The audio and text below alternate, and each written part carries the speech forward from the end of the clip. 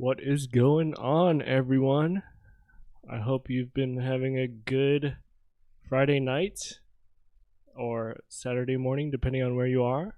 Um, so, tonight, I'm basically going to be building my own personal Austin.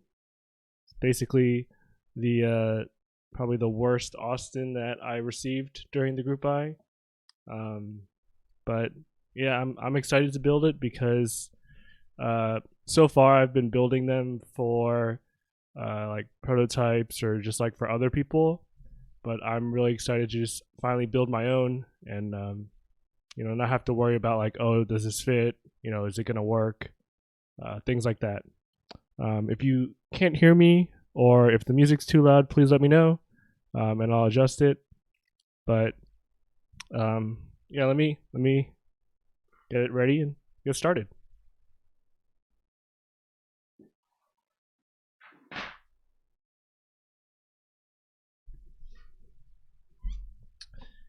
Hey Jay Schiff, good to see you. Um, Tuna Lobster, thanks for the follow. Brez, thanks for the follow. And hi, my name is Adam. Thanks for the follow.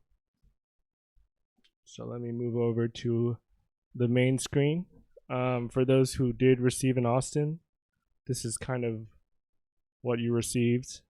Um, I don't really have a great key set to go with this one, but hey, Top Clack, thanks for the follow. But this is, yeah, I only have Hamon left, so I'll put Hamon on here, but um, basically, this is kind of what people got to see. I had some foam here and everything, but um, yeah, I just kind of got this local box, like a box from a local box dealer, I guess. So yeah, this one's mine.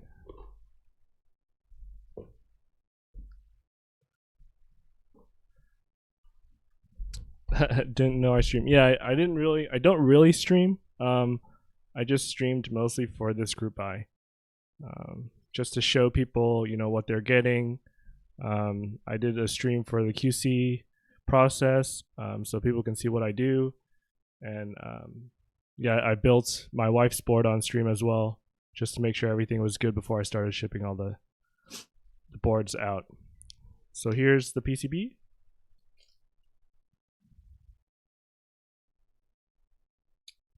I'm pretty happy with the PCB. I had some issues with the first round of PCBs, but I'm actually really glad that it fits. Everything's been working. I know some people had a few issues with them, but for the most part, everything's been going pretty smoothly with the PCBs, and it looks great. One thing with newer boards, yeah, they're a little different than the one that you got, but yeah, I think they turned out great. I'm glad that we don't have too much Swiss cheese. I mean, this is the most that you're gonna see, and right here. But yeah, I'm so glad that people were willing to stick with like a relatively fixed layout. Put this to the side. And so this one here is actually a PC plate. I haven't built with the PC plate yet. I've built with the palm plate, but I decided to just offer one of the more flexible plastics instead of both of them. So I don't think anyone's actually built with one of them yet. Correct me if I'm wrong, but I think for the most part, everyone's built with their brass plate for now. Yeah. So here it is. I think it turned out pretty well too. We'll have to see. So my build tonight will be some Silent Alpacas with this PC plate and with the C3 stabs. I haven't really tried the C3 stabs, so I ordered from I Love My Keyboard. in Singapore, and it took forever to get here because I didn't know that they were going to be released in the US by TKC. But basically, I just received them like last week, so that's why I'm gonna try them on this.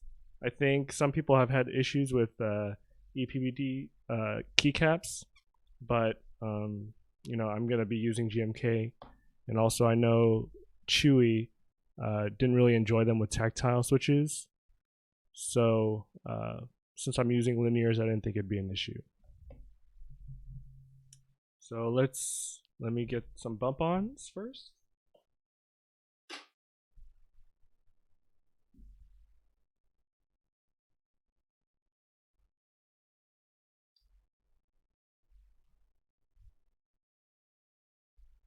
And I guess since, you know, most people have received their boards now, it's not really a secret, but I also included this little pin here. Wonder if it'll.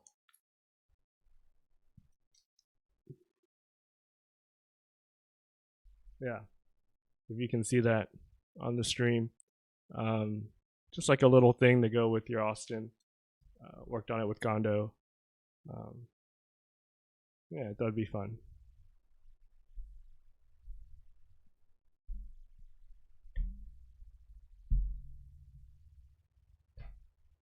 So I'm going to go ahead and put the bump-ons first. Can we get a close-up? Yeah. Let's see if I can adjust my light a little bit.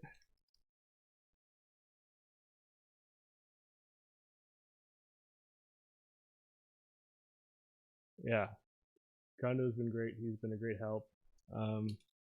Thought it'd be a fun little addition for those who joined. Just because, you know, people have done candy, people have done a bunch of random stuff.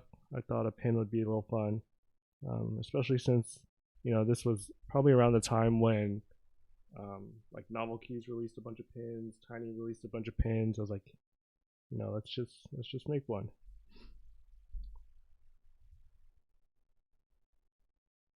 Yeah, I think also like, not that the Austin's that popular, but I think like the layout for the Austin is quite unique. So I thought, you know, like it's pretty iconic that, you know, once you look at this layout, I hope people recognize it and know kind of where it came from. So let's take this apart.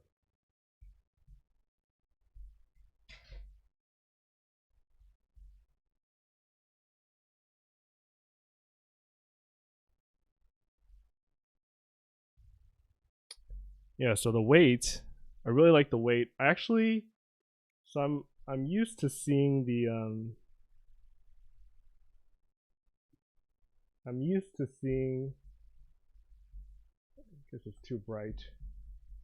There it is. I'm used to seeing the prototype underneath Austin, so it's kind of a change for me just to see the word Austin there, but turned out super clean.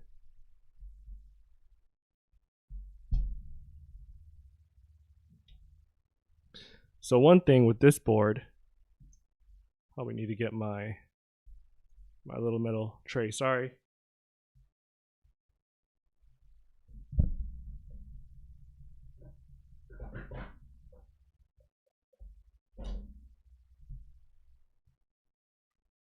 So I kind of started this stream in a rush because so my son's been going through like this 2-year sleep regression basically, and so he's just been like screaming at the top of his lungs when we put him down for bed.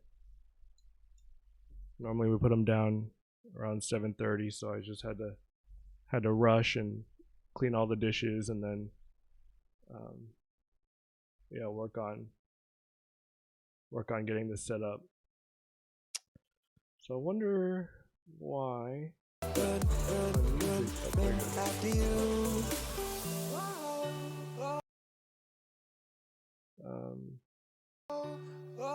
music is not, there it goes. For some reason it was not going out. So this board in particular had quite a few issues. First thing was the top screws here were not tapped correctly, so I had to use shorter screws with it. Oh, sorry, it's a little loud.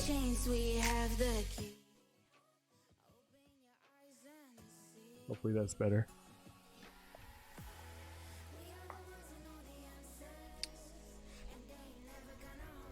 Yeah, so I basically couldn't give this one to anybody because they didn't tap the screws correctly. And I didn't want to give people kind of 2 short screws and 4 regular screws. Here also, there's the Drift Mechanics logo, designed by one creative mind.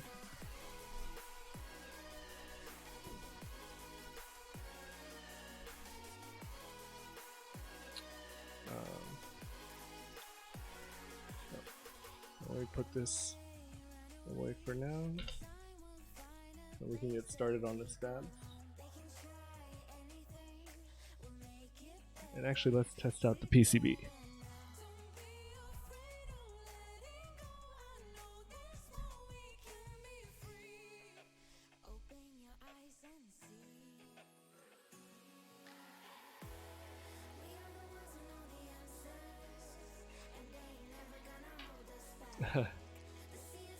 Yeah, I mean, I think I just wanted to provide people like a very, I don't know, I wanted to make sure that the product that I released was, you know, good. Oh, looks like I froze.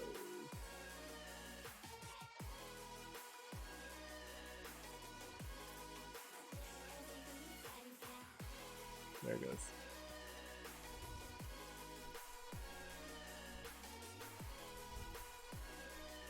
Yeah, I know some of you guys are smart enough, but as a first-time group buyer, I wanted to make sure that everybody was satisfied with what they got. And I mean, that's the whole point of ordering extras too. So like, even though, you know, I got stuck with one that wasn't great, no one else had to get stuck with something like that. So let me switch over to my computer and we'll test this one out.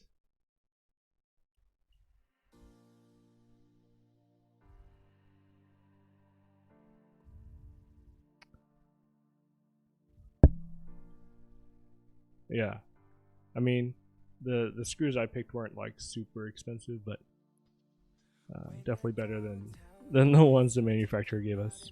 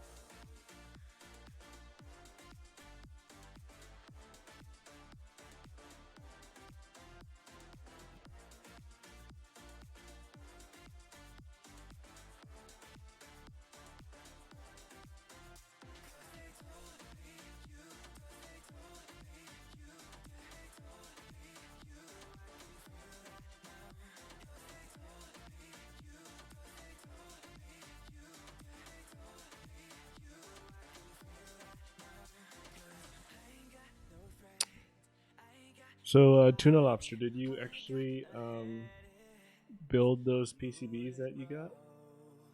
Were you able to actually create a case for it? I know there's another guy who actually purchased a couple of the PCBs from me because he wanted to make his own as well.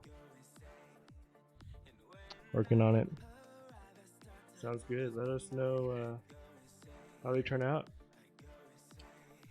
Let's see, so I think for the most part I'm fine with how the PCB is working. Let me switch it back.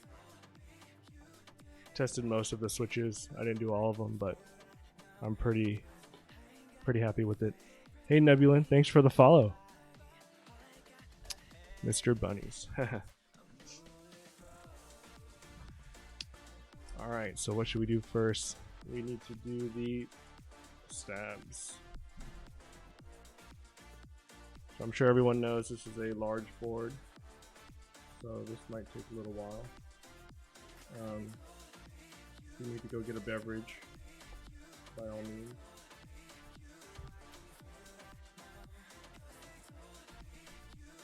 Doing the CNC routing next Friday. That's pretty cool. So do you have access to a CNC machine? Where are you getting all your materials? Are you just doing wood, or are you doing like metal?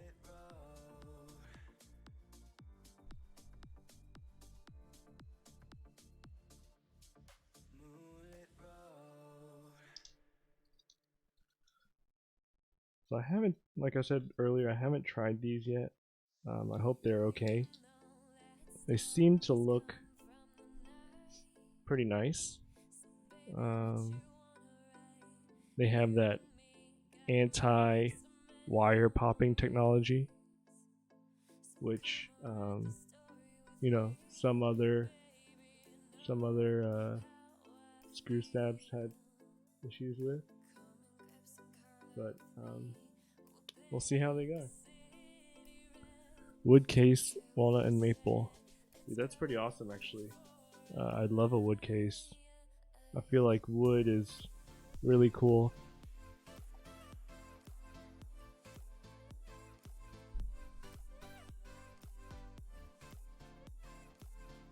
One thing though, I really do enjoy our hobby's metal cases as much as you know, as nice as wood is. I really enjoy like the cool touch of the aluminum.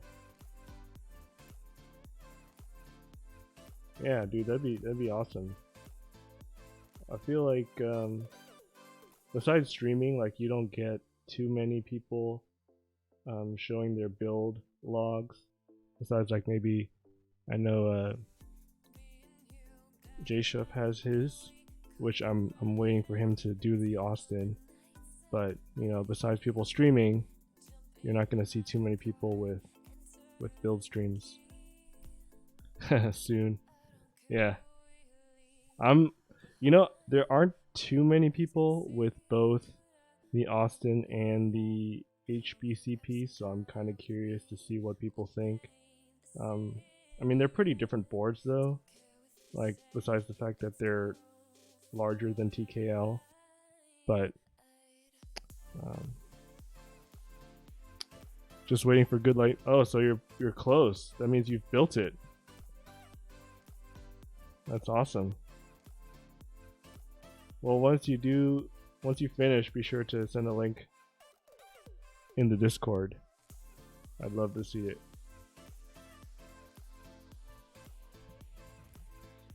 I think I missed Rick Clack. Thanks for the sub. Still getting used to following the you know, activity feed. Grateful. Thanks.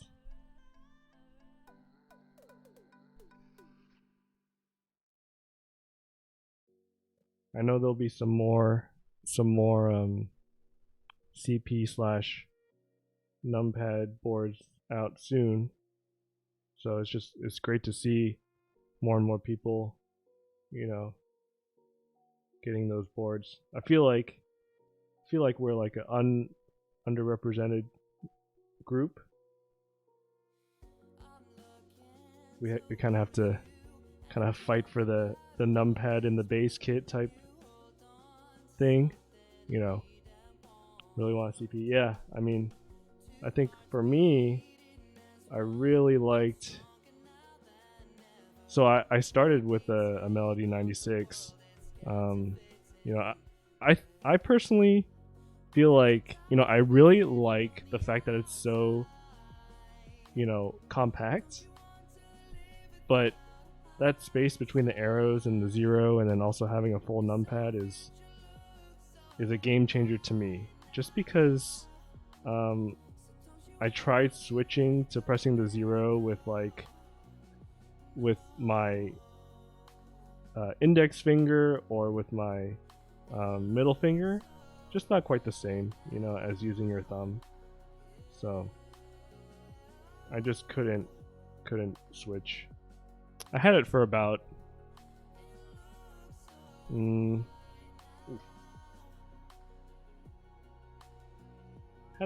a year or so before I really decided to go ahead and make the Austin. So, hey Visionaire, how's it going? How are you this fine evening?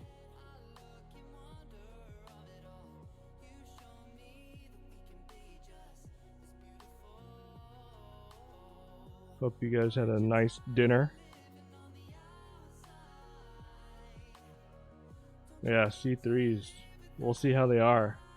So I had said earlier I ordered these when they kind of first were announced from I Love My Keyboard in Singapore. So it's taken me a long time to get these. And really, I plan to use these for my wife's build because I got purple ones for her Hako Violets. But yeah, I just got them. I got them last week, so it's kind of sucks. Eating while you watch. What are you eating, Nebulant? I already had dinner. We have an early dinner.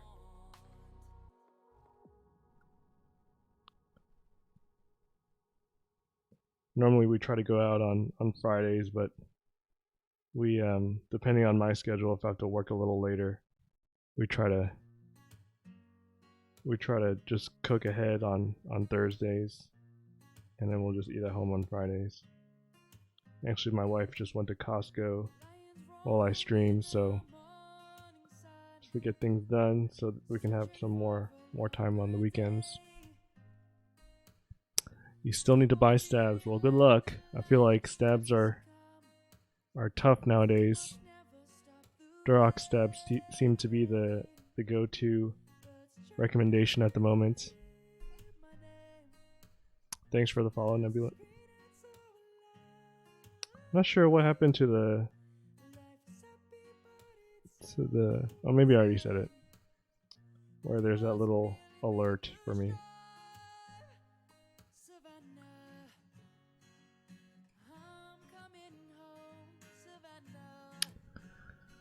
Just picked up some of those purple Durex stabs. Yeah, I feel like so I have the clear ones. I mean, they're good. I haven't really had any issues. I used it on my Baka 60 when I had to rebuild it. So basically, I had the Baka 60 with Zycos, which are great, but I'm just not a tactile person, Durox pops out pretty easily. I guess, if you're not pulling out your space bar all the time. One thing I was thinking about is what would happen if you use C3 outside housings and then GMK inside housings. Would that be better? Because I feel like the issue is that the inside will kind of scratch, right, whenever it's going back up or going down. Someone did anybody actually try it?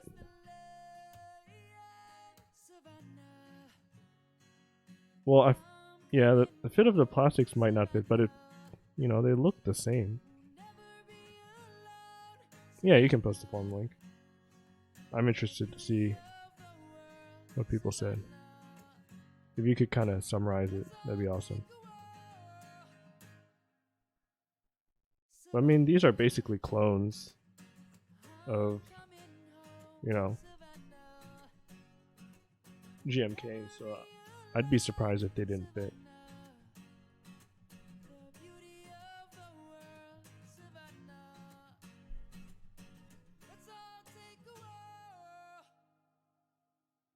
So for those who don't know, oh, so Salt Rock White, tried it. Well, is it worth it? Should I switch? Because I have a bunch of screw-in stabs that I haven't used because of the issue that GMK had.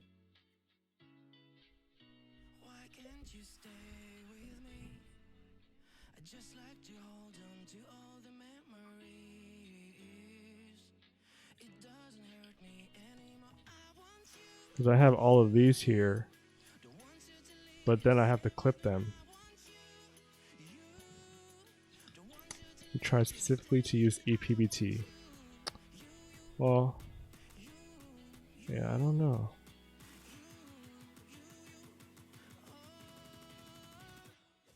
C3 and GMK housing. Interesting. C3 and GMK housing. I guess that could work too. I wonder if both of them are better than when they're in their regular housing. Maybe I'll try it. Maybe I'll try one. Can't hurt, right?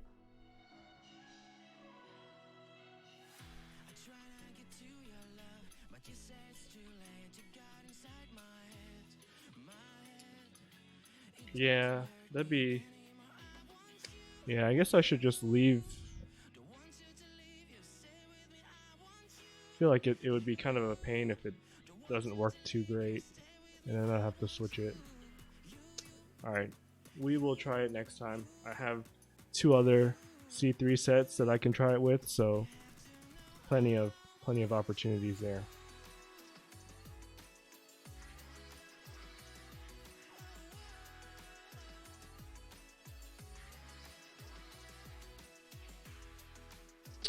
So I'm actually, I don't have, the only EPBT set I have currently is the 9009 right there. So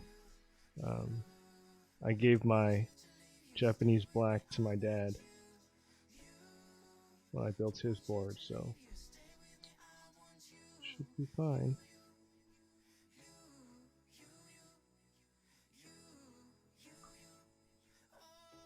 So Anthony showed that the problem with the C3 stamps are their housing. Putting a C3 slider in a GMK housing works alright. Not you use anything but GMK, they tend to bind and get stuck even without a wire install.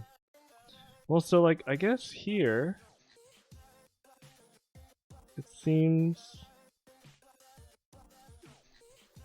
not too different than what I'm used to. I'm not sure how Anthony lubes his stabs, but I feel like he doesn't really lube plastic on plastic, and for other people who do test the stabs, they do lube it, so maybe that could be a difference. I mean, one thing for sure is like all the stabs now are much tighter than they used to be. I feel like the old stabs, the interior stem portion is thinner and wobbles a little bit more.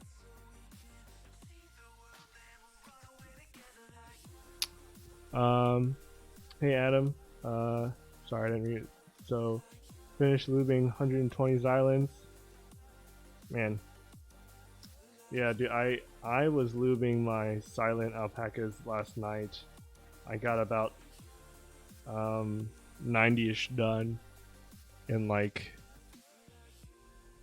2 hours. I was pretty proud of myself.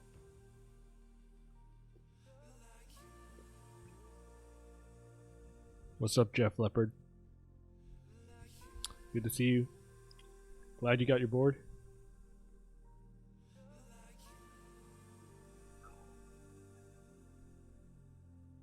Same for you. Yeah, like I would have done something similar, except I had to get these ready for tonight, so I didn't really have time between when I got home and now to loop some more switches. Probably won't build it for a while. Too indecisive. Well, what type of switches do you like?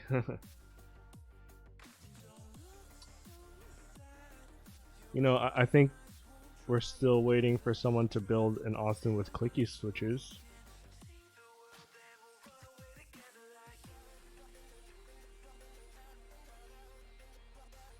Curious how much QC razor. I'm not sure.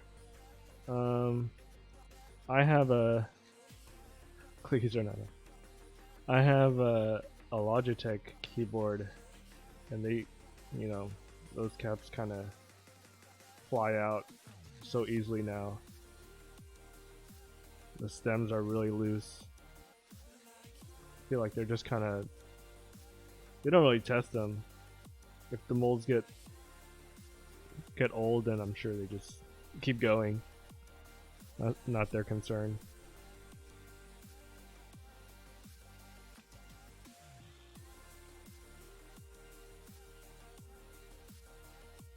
Alright, so do I have enough? Let's see.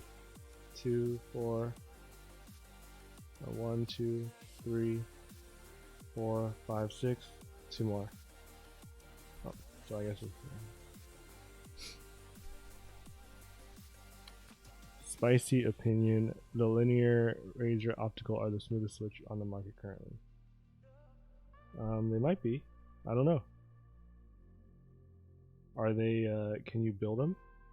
Like on a custom board though? Or you have to buy a razor board? Yeah, that sucks. I feel like, I mean, if you think about it, if Razer or like Corsair or Logitech truly like tried to make a custom, like a MX switch that we could actually build with, that'd be pretty awesome.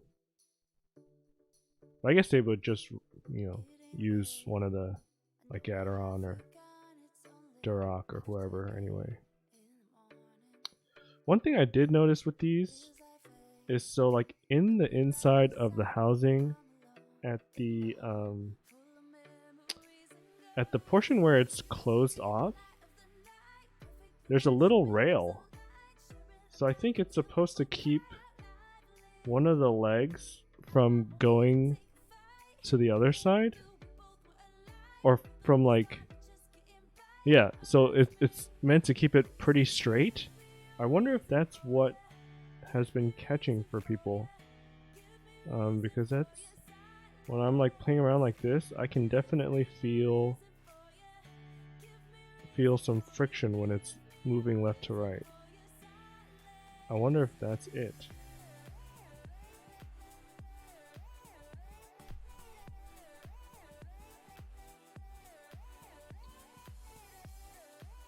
One of your friends that you're building for picked cherry blues. Man, you need to show them the light. There are so many other clicky switches out there that are better than cherry blues. But I think people just like things that they're used to. Like when I sold my Alf, the guy wanted me to build it with cherry browns. So, he just felt like that was what he enjoyed the most and what he was used to. So, whatever works for him, I guess. Yeah, EPBT is always warped, so I feel like it's like whenever I do stabs now, I used to use my EPBT spacebars to test them, but I found that because they're warped, like they're not the greatest to use to test your stabs. But in the beginning, that's all I had. I didn't have GMK until I bought Jamon, actually, which you know, honestly, I don't think Jamon's the greatest set, but it was one of the first sets where it had like the 40s kit for the Alice, and I had planned to build a Lubricante anyway. So that's kind of why I decided to go for that set. AGOM, thanks for the follow. Sorry, I missed you. I can't, for some reason, I can't hear my alerts. Maybe I can like, yeah, I'm not sure why it's not showing up. Oh, there's one. Callan, thanks for the follow. I guess my music's just too loud. So let me turn down the music a little bit. And then hopefully you guys can still hear it. I'm just turning it down for myself. Yeah.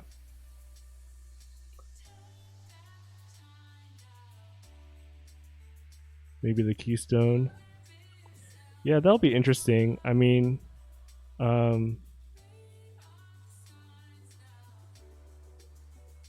yeah, who knows, right? Like, that was, when did that start? That started like,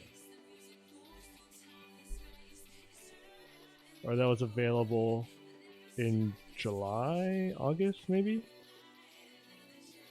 I guess, I'm not sure when it's supposed to come.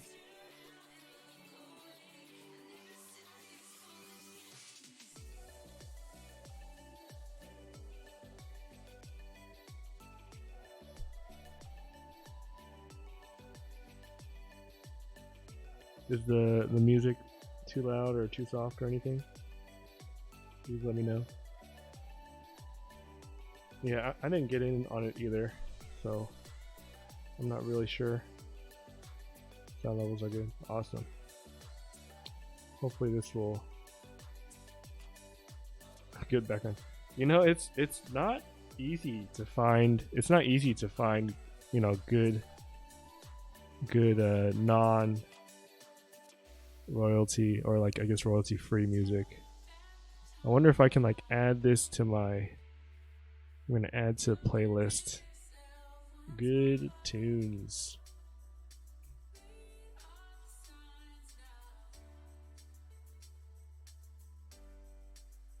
And then I'll try to find them. I'll remember to click on them whenever I like the song.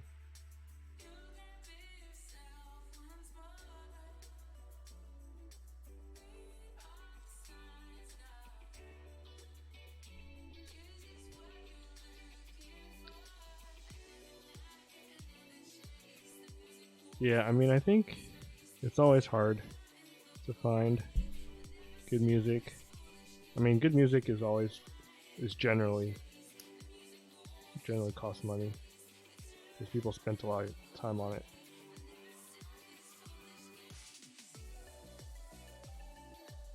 Seems okay. We shall see.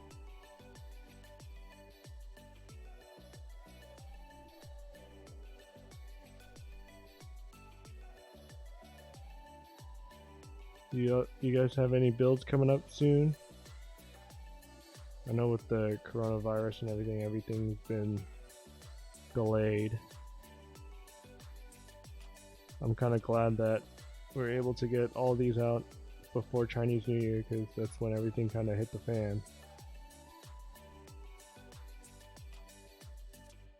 I would have been kind of upset if this came after. Yeah, I got lucky. Yeah. I mean, you know, it was good that I didn't do that many. You know, there were boards that started before me that did more, that, you know, had to be delayed because of the virus. Let's see, what type of screws are these?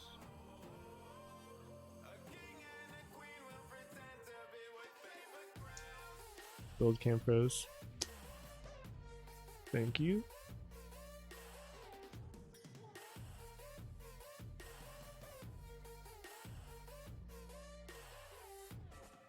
So I think what happens is like if I somehow touch like the camera a little bit, it'll freeze. You know, I tried to use this with during my interview with Mex on Deck this week, and it did not go well.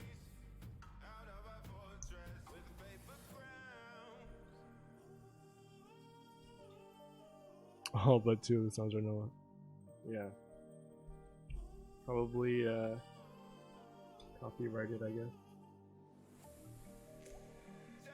Sharp camera. It's the Canon EOS RP.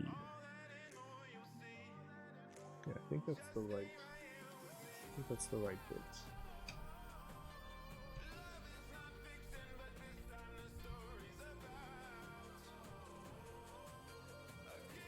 Oh, it actually comes with an Allen wrench. How interesting.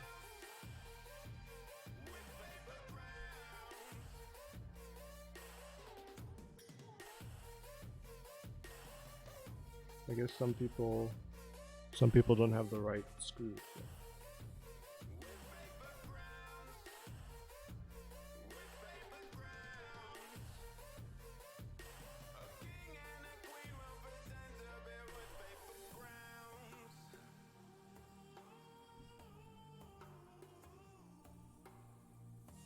I do enjoy these colors though.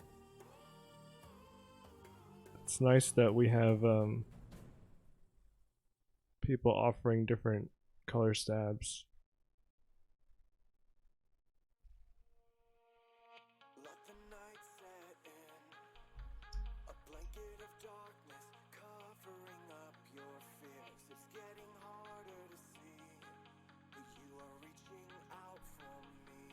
I feel like one hobby that kind of both, you know, people who enjoy keyboards, they generally also enjoy cameras.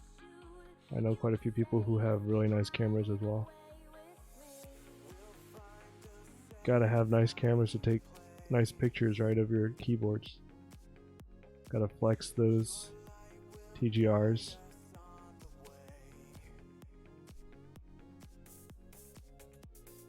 Anyone have their TGRs coming in? I know seems like they're starting to ship those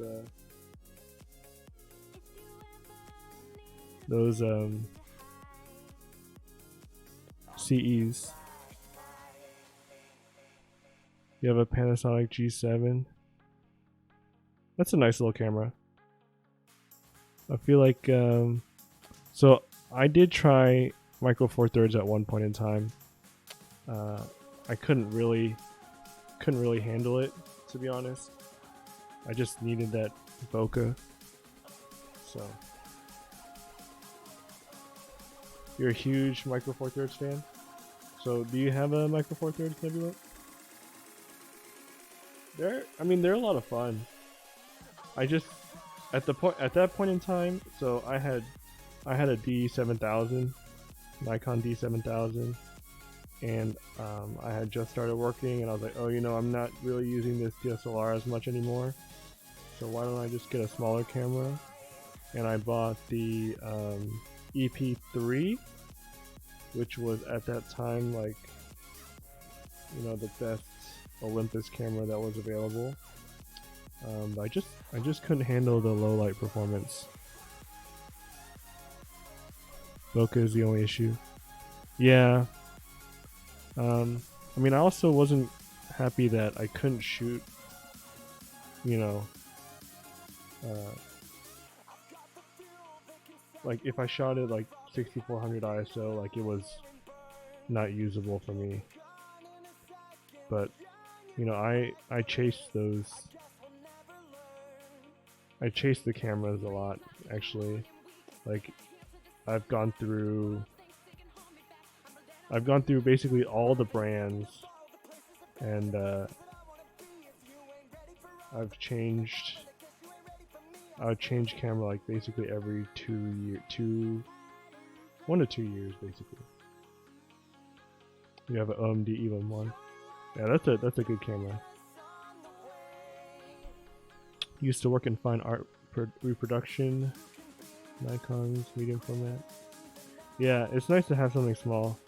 Have you seen the new Fuji X100 V? That thing looks good.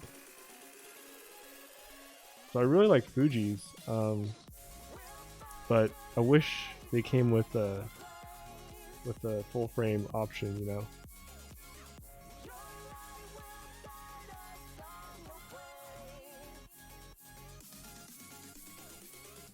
I feel like if Fuji could bring their lens technology to a full frame sensor, that'd be great. But, you know, it is what it is.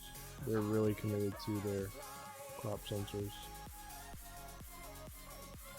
If I had the dough, I would swing for their medium format cameras though. The only thing with those is like their autofocus is not great. Yeah, I think. Oh yeah, I think those were your pictures that I saw. They're really nice. You like the Hasselblad better? Why do you like the Hasselblad better? What makes the Hasselblad better? Besides like maybe the form factor. The lenses, maybe?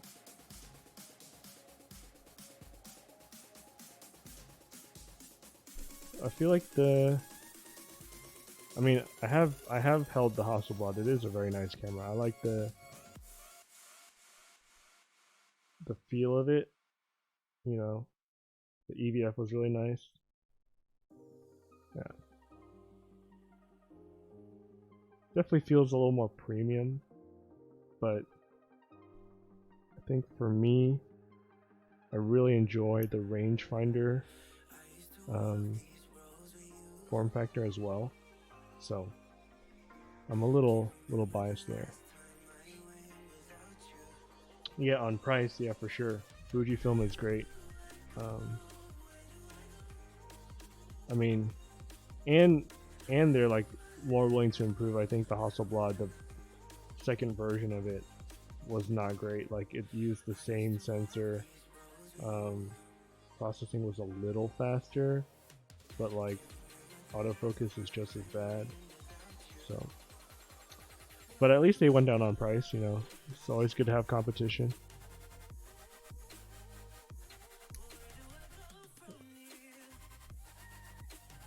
So one thing I noticed with these stabs is it's definitely a lot tighter to push in the wires. So I guess that's good.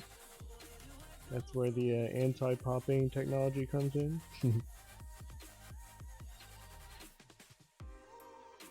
I love that they call it like a technology when it's really just like thicker plastic in that area.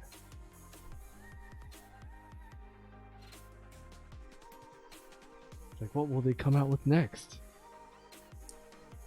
This amazing plastic technology that's thicker.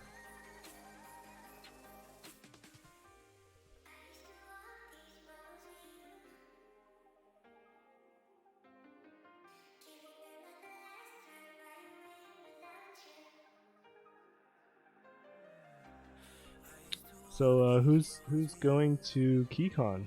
Anyone bought tickets to KeyCon? I bought some early bird tickets. They're $20. Not bad. Use some really cheap stuff. Yeah.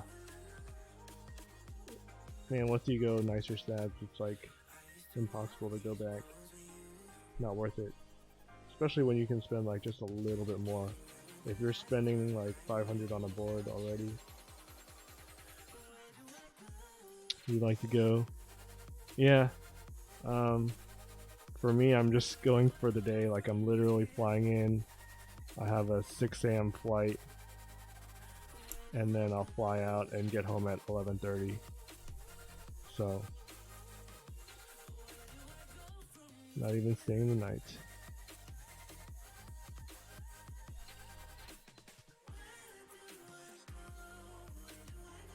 Yeah, Fujitsu finalized their date. It's going to be in NorCal in March. I did see Man of Interest talk about that on the Discord today. That'll be cool. I do, if I had room for more boards, I would definitely pick up HHKB. I feel like that's kind of one of those boards that you have to have.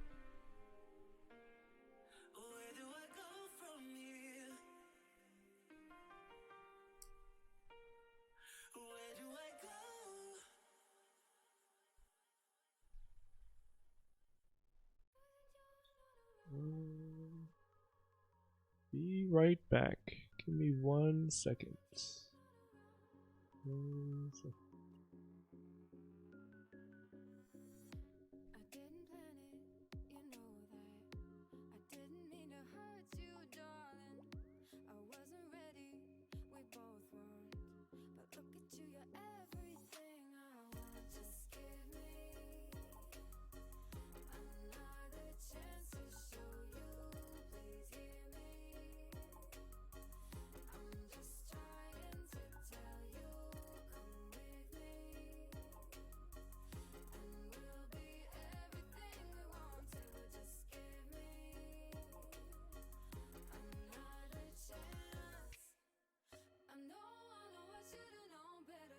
Alright.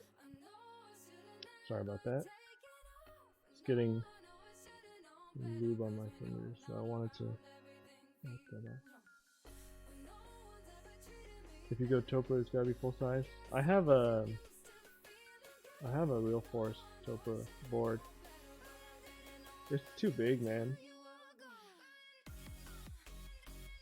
They I think they make it even like wider than the normal full-size board, so you kind of have to type with it sideways, or at least I had to.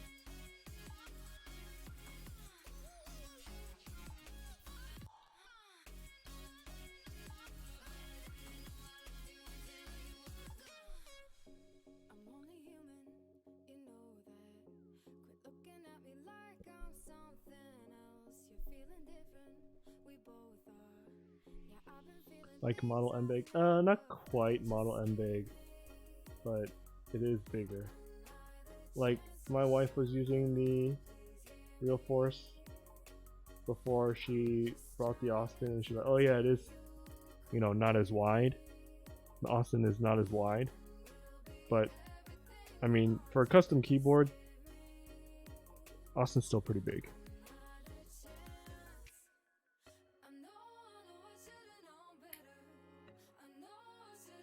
But yeah. Man, it stinks that you're gonna be in Hawaii. I mean, stinks and it doesn't, but maybe next time.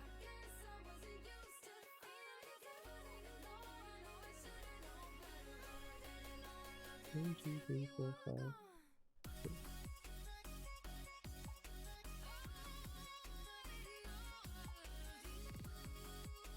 Huh, okay. And then I guess I'll use this one.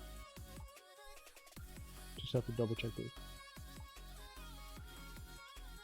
I feel like there's a good amount of people going to KeyCon this year. The community kind of exploded last year, I feel like, with all the new key sets, the new designers. It's kind of fun to meet everybody, see how everyone's doing. I kind of thought about it last year, but I didn't really have a reason to go. But after running the Austin, I feel like it'd be a good opportunity to go. Brother picked up a Unicomp. Really likes the cat's. I'm not sure what that means. Likes the cat's tongue.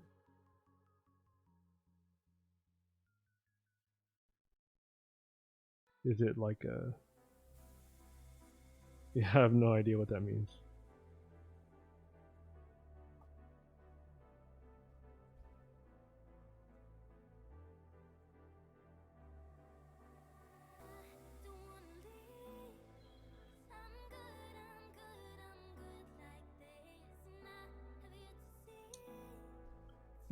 For some reason I felt like I needed... Oh, I need 6, right? So 1, 2, 3, 4. I have 6. 1. Yeah. It's weird. Okay. I guess I have 2 extra.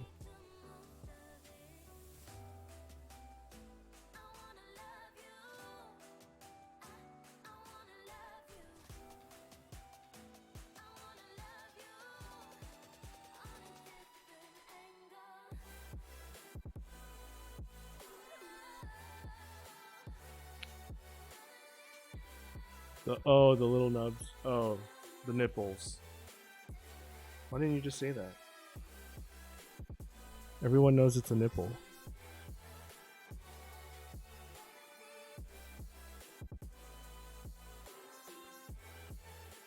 I really like those actually.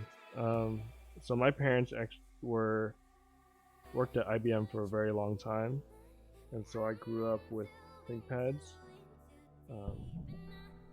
So I definitely know my way around the little red nub, if you know what I mean.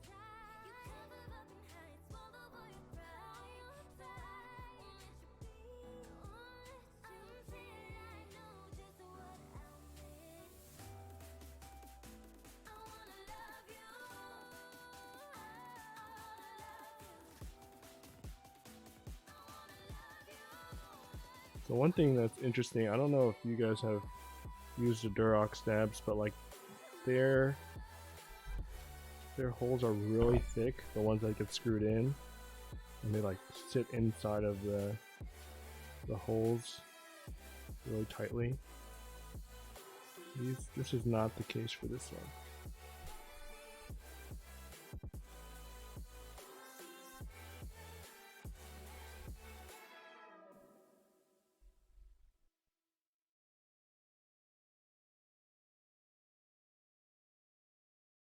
Blessed are those who love to love with diamond hearts and plastic lungs. So I'm just looking at the PCB because it almost looks like the stab for the enter is not straight, but I think it's just an illusion. I think it's just because of the ISO enter that I'm going a little crazy.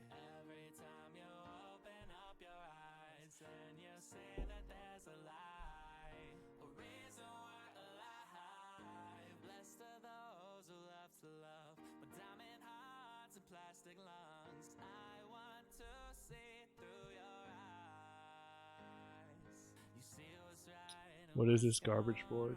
So there's this guy named Chewy who built this board called the Austin. Actually, I don't know where I'm going with this. It's the Austin. You know it's the Austin. And plus, I'm just assuming it's Chewy, because only he would say something like that.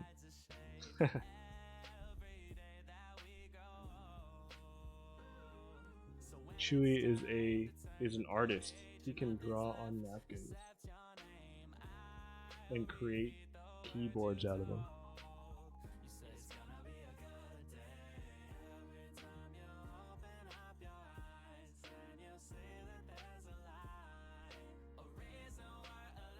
Man, I am if I could, I might change the PCB to not include ISO, just because I really don't like screwing in these stabs with the ISO holes in them. But, you know, it's already made, so it's not worth removing it now.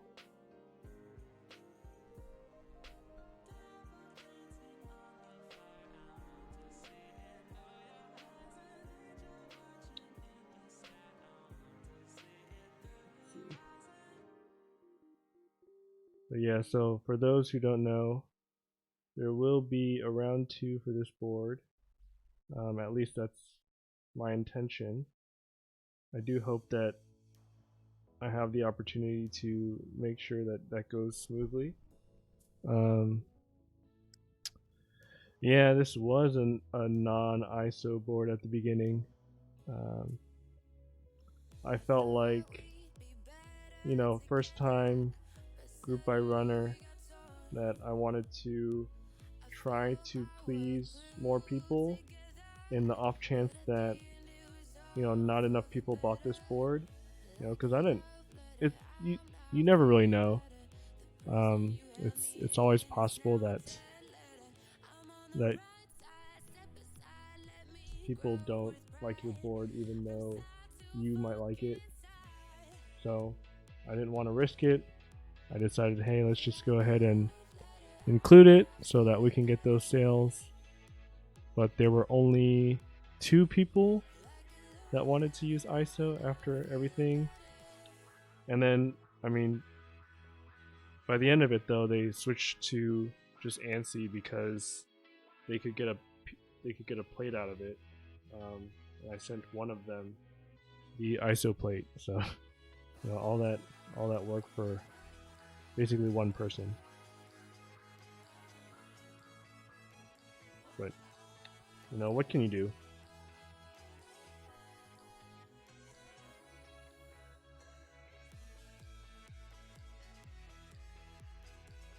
Yep, those ISO zealots. It's funny because they come out and they're like, this is the perfect board for me. Like, I can't believe you're not going to offer ISO. I can't not buy this board. And then by the time this board's released, I don't see their name on the list. I'm like, where did this guy go? I thought he was so passionate about buying this board. I don't know. It is what it is.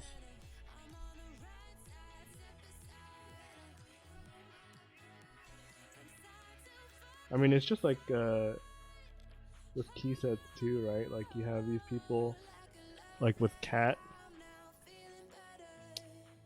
Yeah, it did sell in 5 minutes, but I feel like 5 minutes is a good time. Like, for those who wanted it, they knew to be available at that time. For those who didn't really want it, they were doing something else. So I don't know. I thought it was pretty fair. But yeah, there was more demand than there was supply. But the only person that I might feel bad for was the guy in Hawaii, because it was 4 a.m. for him. Everyone else, it was either in the morning for them or at night. So I didn't see why that time would have been an issue.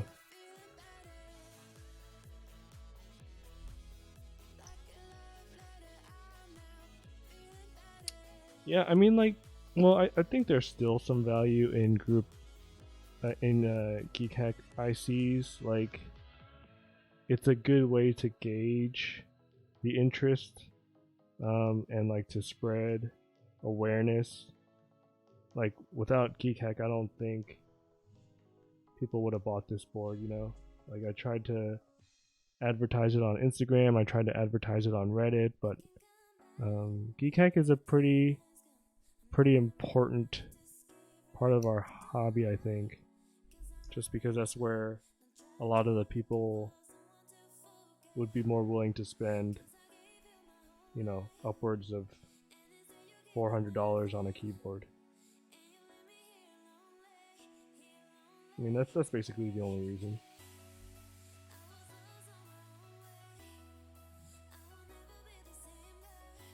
There's definitely groups of people who just support the people that they know, and are there to cause issues for people that they don't like. But for the most part, I would say Geek Hack is good and useful for those who are trying to get things made, whether it be a keyboard or a key set.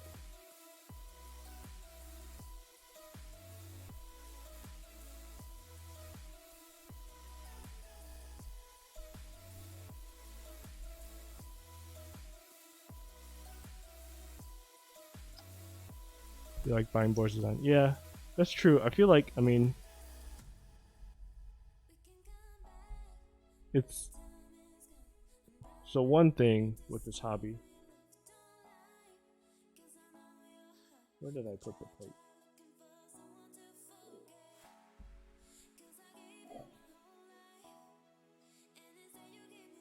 One thing with this hobby that I don't like, even though it is nice to buy things from your friends, I feel like there's a lot of behind the scene things that people don't know. Like, what if I told you that some raffles are rigged? Or like, you know, it's made to appear fair, or people are made to appear fair, but like, you know, if there's a person who knows you and designs a board, like it's very easy to get a spot in a raffle or anything for that matter. I mean, I guess it's kind of like that's real life, right? If you have connections, but yeah, rigged raffles. I feel like that's one of those things that I don't enjoy. Like, what's the point of the raffle then? What's the point? Why even do it? Just give it to the people that you want to give it to then. I just don't understand.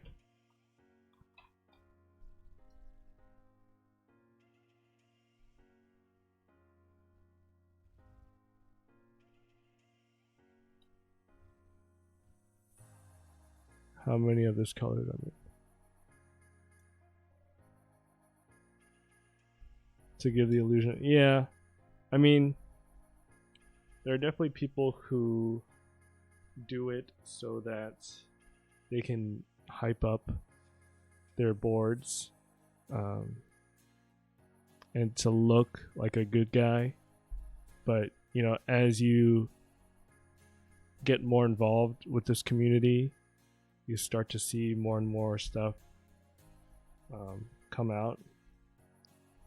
And yeah, like I for me, I just can't trust too many people at the moment.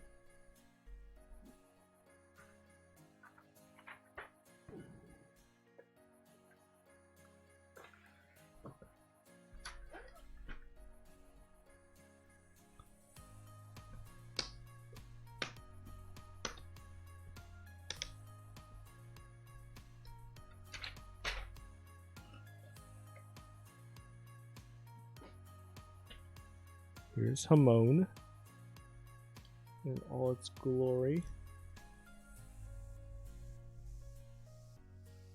Sounds pretty quiet.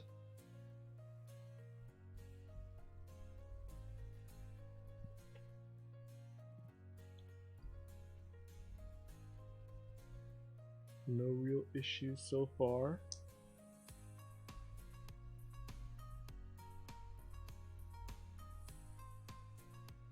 I guess people have had issues with it sticking. Is that right?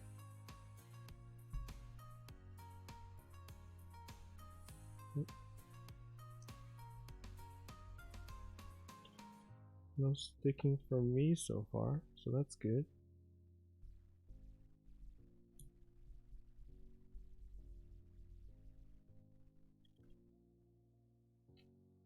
But not with GMK. Okay. Yeah, so I'll just have to stick with using GMK. That's okay. This is for me anyway, so I should treat myself. Treat yourself.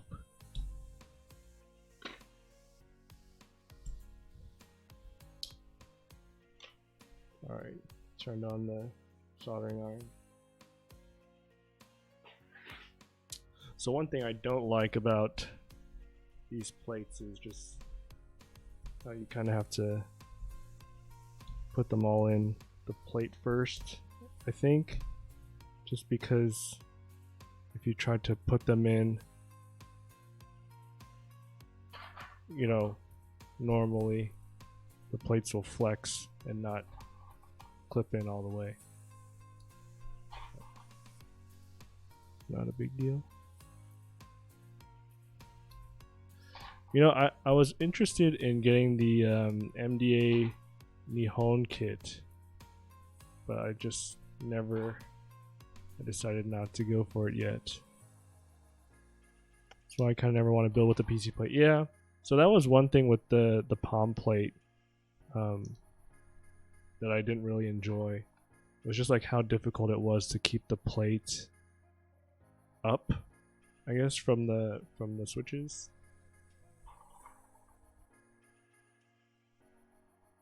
But I kind of wanted to try this out, and especially with silent switches, maybe it'll be a little quieter too. Definitely has like a nice feel. I had, let's see, I used the palm plate with SA or max keys, I guess, and tangerines. It definitely felt very different. I think whenever people tried it at the Austin meetup, they were pretty surprised at the fact that they weren't totally turned away from SA, because generally people don't like how tall it is. So if you do want to use SA with your Austin, by all means, I feel like it's actually a great, it works pretty well with it, just because of how low the angle is.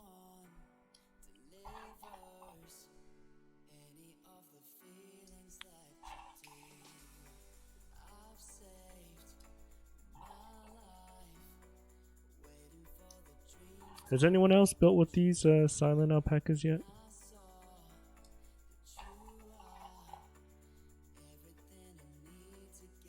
I also have some of those mauve linears coming on Monday. Did I film them? I didn't film these. I have some films coming for the mauve linears, but I didn't have enough time to order film and to both lube and film these for this build. But basically the mauve linears, I'll prep those for when we prototype the next round for Austin.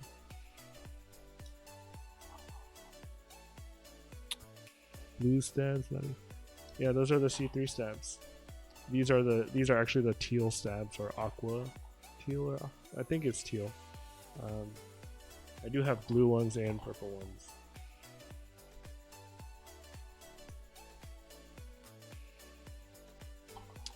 And also, I've never actually filmed switches before, so that'll be an interesting experience. You just apply it to the bottom part of the switch, right?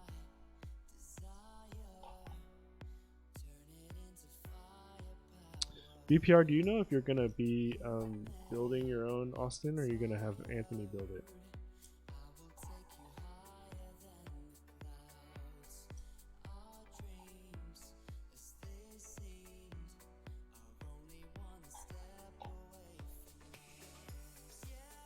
Bottom.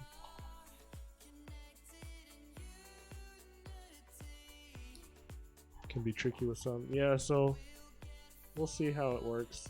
But I do know that a lot of people have said that, you know, filming the Duroc linears help a lot. So.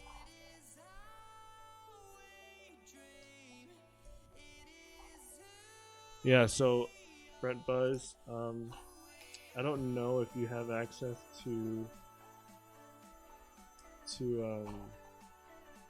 a particular screwdriver set, but I use the Nanch screwdriver set, and it has one that works really well with M2 screws, which is what those are for the plate. And what you know, if you can find a screwdriver bit that fits in there well, you shouldn't lose it, because it should fit snugly in that bit. So that's I don't have that issue because it won't fall off. But yeah, I can definitely see. Yeah, the Nash set is great, you know. Yeah. It's an M. Yeah, I'm not sure what the diameter is, but it's the M2 standard.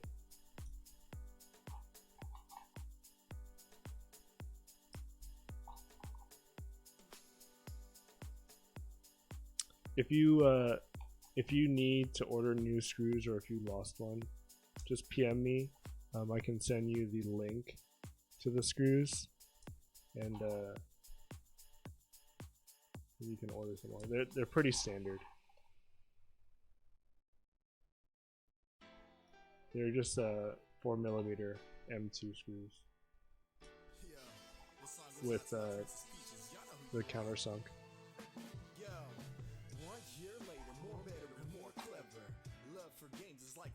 But you said the build is a little tricky, which means you probably finished building it, right?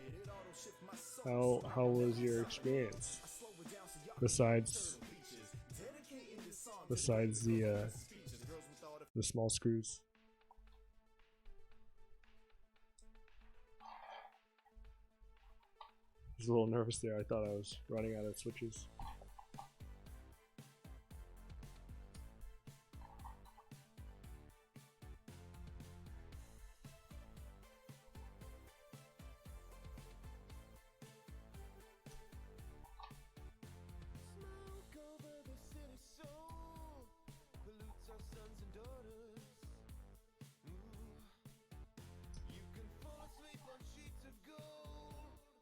Yeah, I'm not sure how readily accessible the Nanch is. You could also try, I'd assume like other screwdriver sets should have them, like a Weehaw or something. Or I know there's some like the Wow stick or whatever. But it's definitely one of those smaller ones.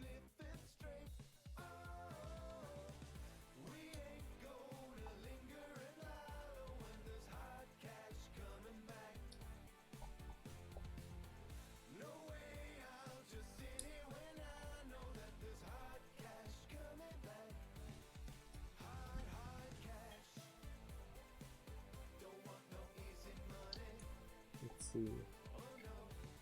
So I want to do this one, I think.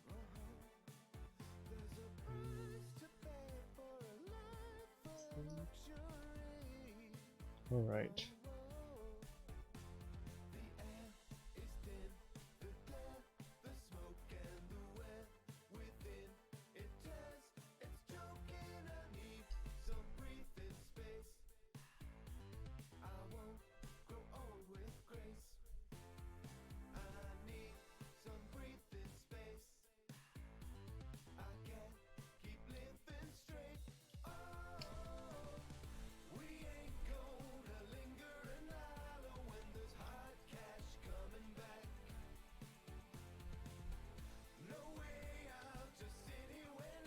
All switches at once, or yeah, I mean, I kind of have to, just because this is a PC plate, so it's very difficult to put them one at a time because the PC plate will bend, and then basically the switch won't be all the way down for the plate. But yeah, I mean, here's one of the legs.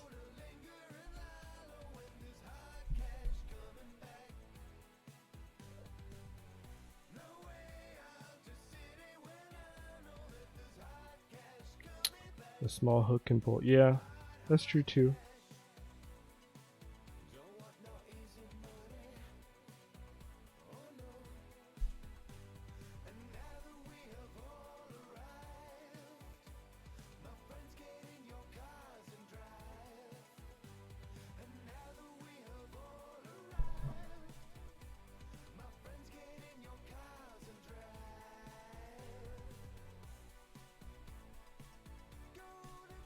At least it's not like a plate, or sorry, a plate mount switch.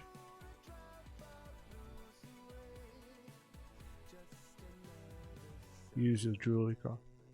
Yeah, I mean, I have like a, I have I have tweezers, so I could definitely use those too.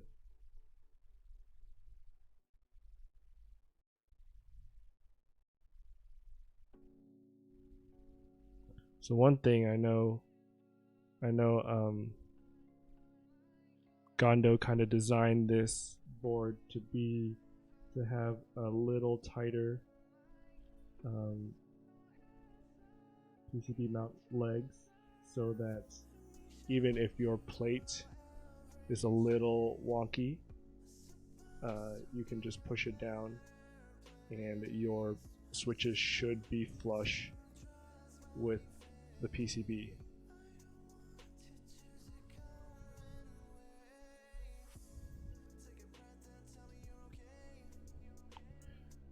I'm not sure what fret buzz comes from, so I'm not sure if I can pick out your age.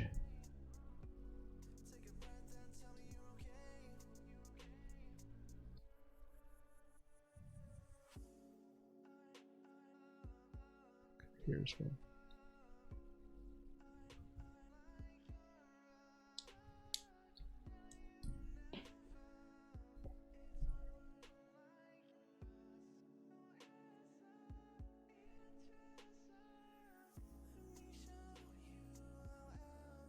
Oh, you're not that much older than me then.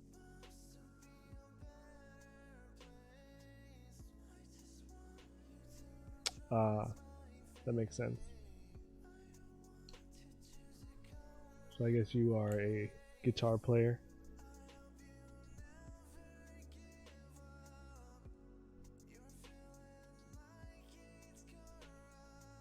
Choosing switches and keycaps to mount. Post in gallery. Okay. I don't see anything yet. Let me know when you post it. Yes, they are alpacas. They are the silent version, which I think there should still be more available. I got them from Prime KB, which is relatively close to where I am, in the Dallas area.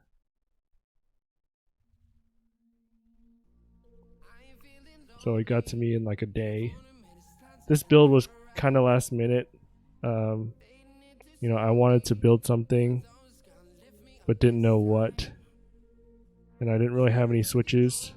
So I ordered them like on Monday. And they came in pretty quick.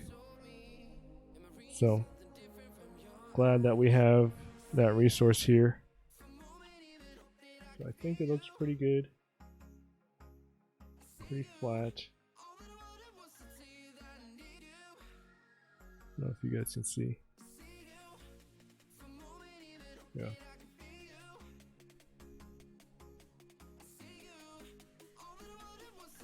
Everyone wanted to be a rock star. Yeah, I guess so. I wanted to be famous. Rich and famous, right? Get all the girls to like you.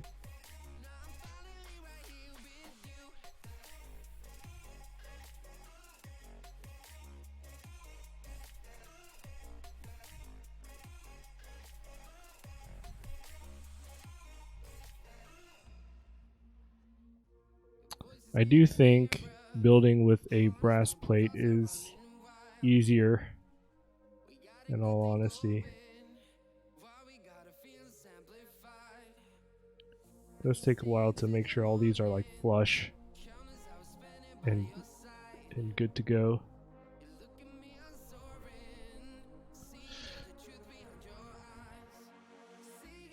All right. So I think we are good to go. All my switches look like they're in. So I'm going to start soldering. How do you prevent scratches to your plate when you remove the switches? I mean, I just use this switch puller. It shouldn't scratch your plate.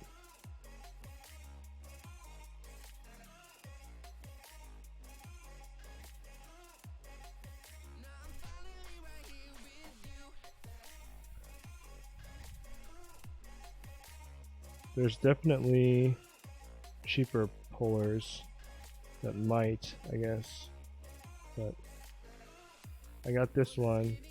It's been pretty good so far, actually. It's the it's the Rama one. I think there's I think Mel Geek has a good one. It looks pretty good. It was on drop recently, but I think you can probably order it on their website without going through drop. But yeah, theirs looks pretty good. Theirs looks like they will actually, you know, help you pull instead of some of those cheap Chinese ones that are very flimsy.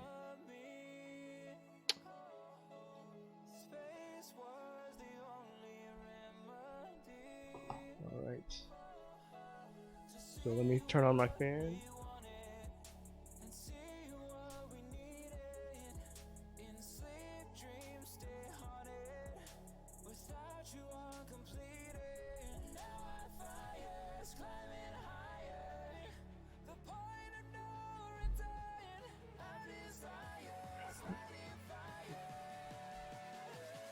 You're using the Rama one too?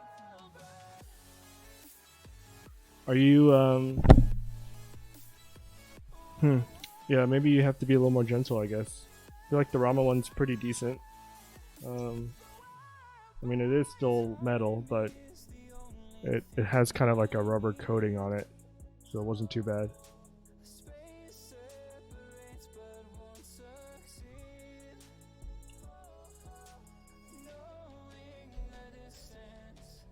Alright. So I'm going to put that here.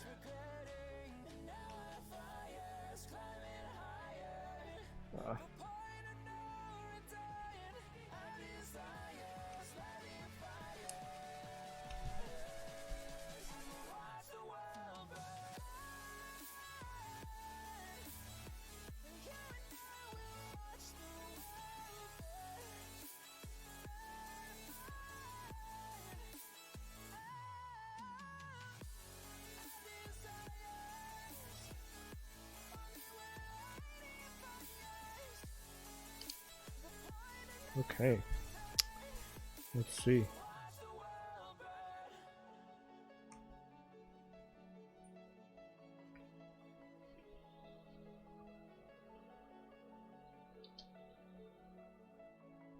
So one thing as well, I really enjoy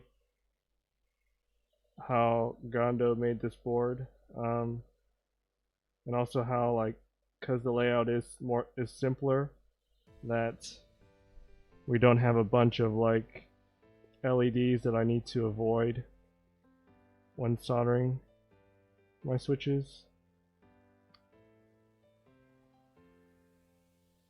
You like the combo keycap switch puller? Do you have a link to that one? I don't remember what that one looks like. I know I just have like those really like cheap ones that come with honestly I don't know what it came with. It just came with something, and it kind of hurts to use it, you know.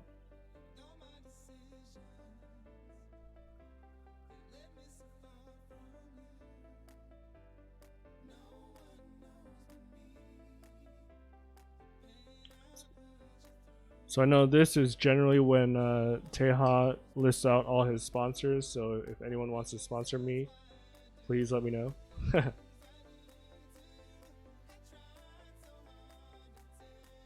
Okay, yeah, so I don't think I've seen that one before, but it looks like my camera froze too.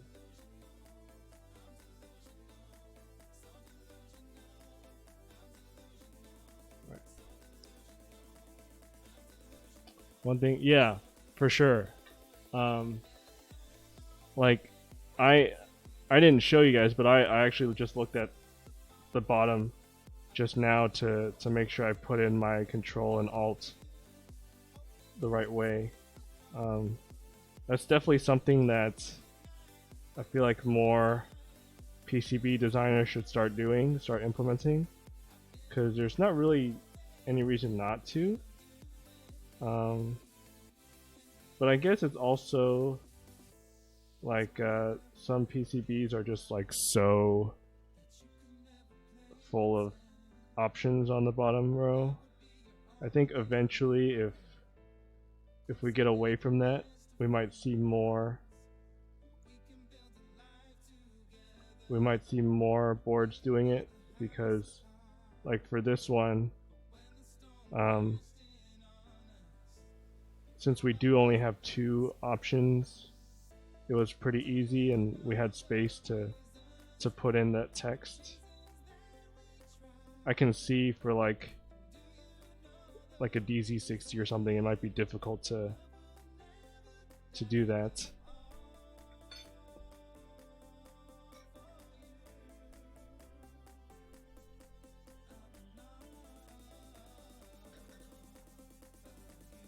Good for high profile hot swap. I don't have a hot swap, so I guess it doesn't matter too much to me.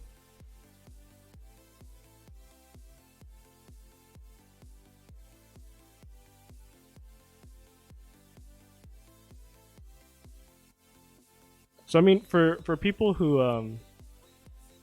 the transparent part looks weird.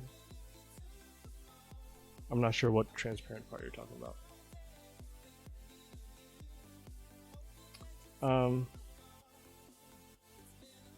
For those who have a hot swap board, what do you guys use it for? I feel like if you're able to solder, like what's the point of having hot swap? I feel like hot swap you increase the risk of that socket failing and you know, not getting a good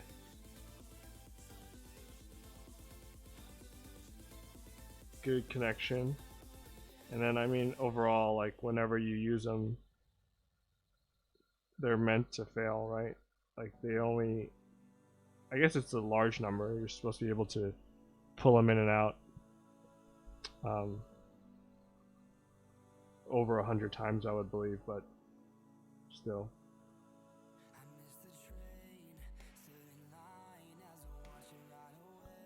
You have 3, trying to sell 1. Use it to test stuff like mods, stab mods.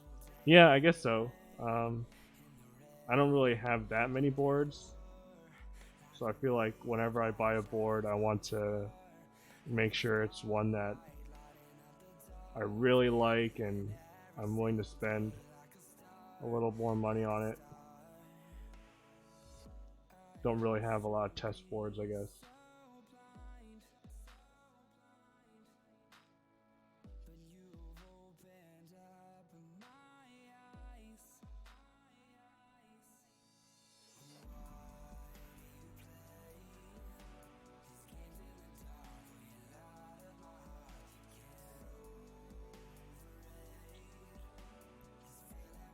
The Cyrus is most useful so I can test stuff on top mount with different plates. Yeah, that makes sense. The logo part of the PCB is transmission. Yeah, so basically what Gondo did was he I think it's not as evident in the newer PCBs. It definitely was in the older one, but he cut out the copper, like the solder mask there, and basically what you see is copper, which is really cool.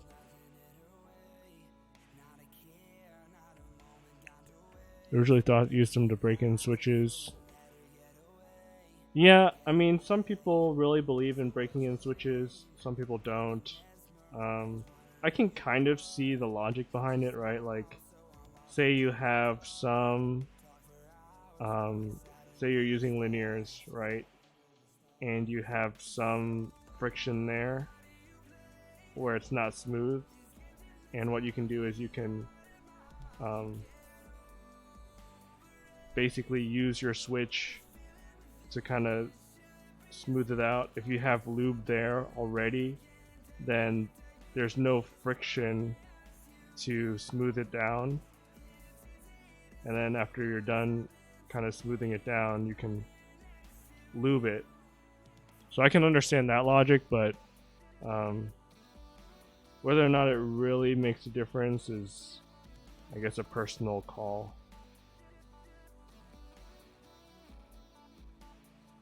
Like, I've never broken in any switches. Like, I just lubed this one as is.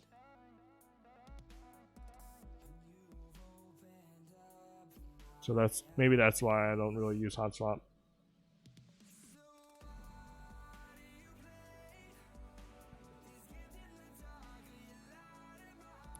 So you lube your switches at the beginning and then break them in over time. Lube your V2s. Felt pretty mushy. Yeah. I've used Telios before. I don't have them on the board. I've tried them at meetups, but I've heard that for the most part, the latest versions people have had issues with. I think they suffer from the same loose leaf as the inks did. So I haven't really bought any of those.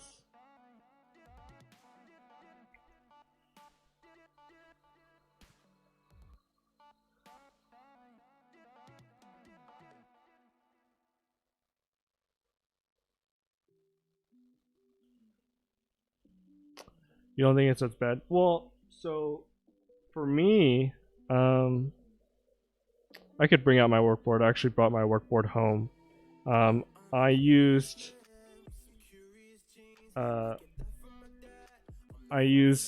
Xylants for those, and one thing that I found is that it is not like when you have a loose leaf on that, it is a pain to get fixed, because if you don't put the leaf back exactly the way it needs to be,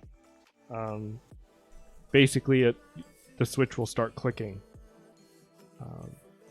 and it's awful. Like I bought 110 of them. You know, they're not cheap, so I bought 110 of them for the Austin, and the Austin uses 101 switches, and I only had like 2 left to spare. And really, like, actually I had less than 2. I feel like I basically ran out of switches, because when I took them apart to lube them, like, a lot of them just would not go back correctly. So I'm not happy with my experience with Zeal's switches, and I don't think I'll be purchasing any more from him. Yeah, and they're so expensive. So like when I built my dad his board with the Xylants, I didn't lube his because I didn't want to risk it. It's just not worth it. I did get them when they were like pre-order sale though, so it wasn't too bad. But it's just one of those things, it's like, it shouldn't be like that, you know? Like, you should pay that much for a Switch and expect it to work.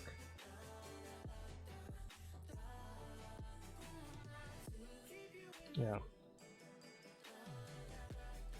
Like, it's one thing, like, if you start doing Franken switches and, like, you know, it's not really meant to do that, but really, they're all just, like, cherry clones, so why shouldn't you be able to kind of swap them in and out with other ones?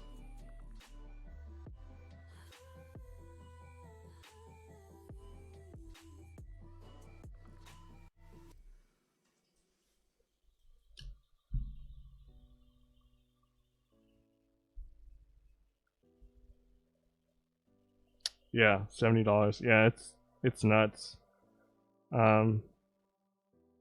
Like, so whenever I buy like alpacas, I'm like buying 100 of them, and it's only like $50-$60. I'm like, oh, you know, that's very reasonable. You kind of get spoiled. Not spoiled, you kind of get numb, I guess, to the increased prices of Switches. Yeah, if you want to try a weird Franken Switch, you should try some Zycos. I don't know if you follow Mechs on Deck, but basically they're like Holy Pandas, but you use a ZLV2 bottom, and what that does is actually what I found is the ZLV2 bottoms are too short for the Halo stems, so they kind of create a different sound signature, but they still feel just as tactile because you have the Halo stems there. You have them on your EXT65. Yeah, they're aggressive, yeah. Did you have any issues making them? I feel like, for me, I had quite a few that didn't make it. Like, I had 70 of them, I think. I bought 70 Zelios, but I think I came out with like 60 something, like just enough for my 60% board.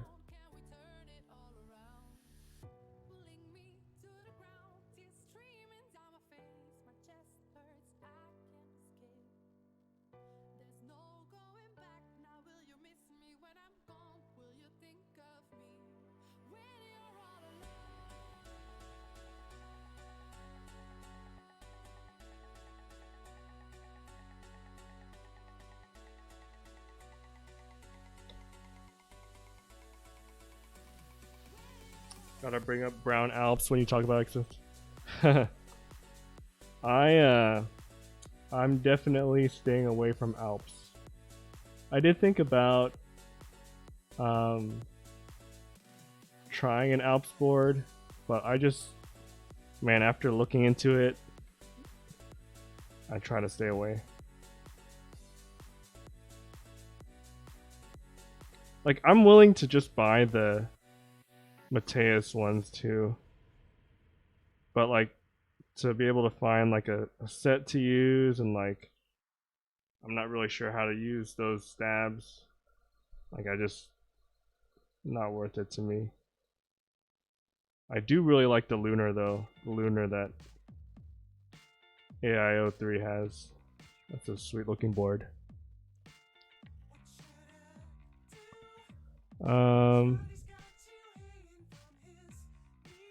This week, I want greens on my entrance spacebar or classic yellow Alps.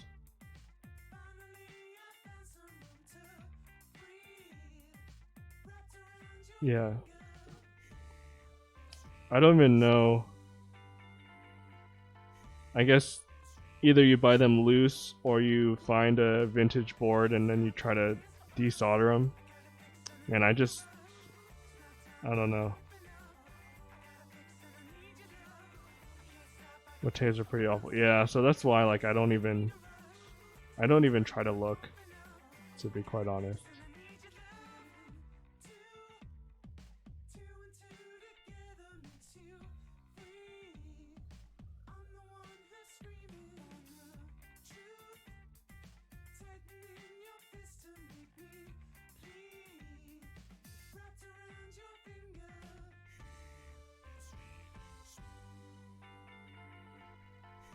Labor of love and devotion. Yep, for sure. Do you have to clean them too? Like, you have to clean like vintage blacks? Man, made of 3 vintage boards. Yeah, that's pretty intense.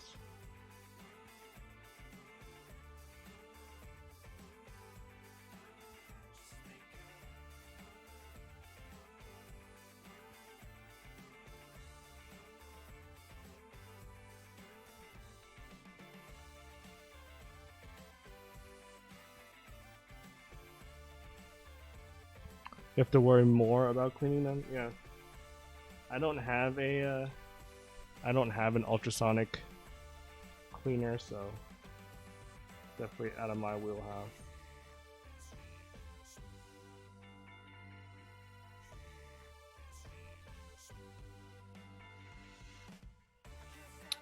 You were gonna mount Securios in silence. I mean, they're fine, I guess. Have you already lubed them? If you didn't have any issues with them, then it should be okay. Ooh, what happened here?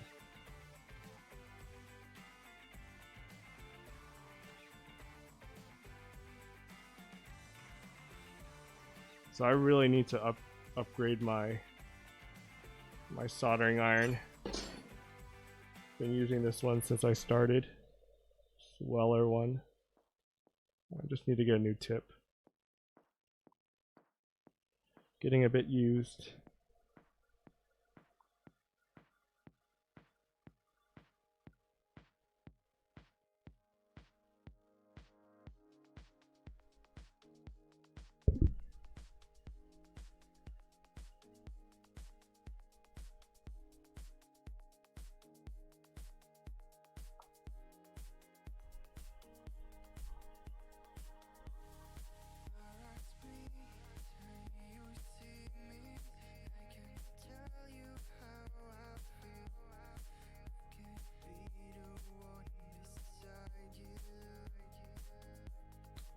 You're just about to lube them. They're the only silent switches you have.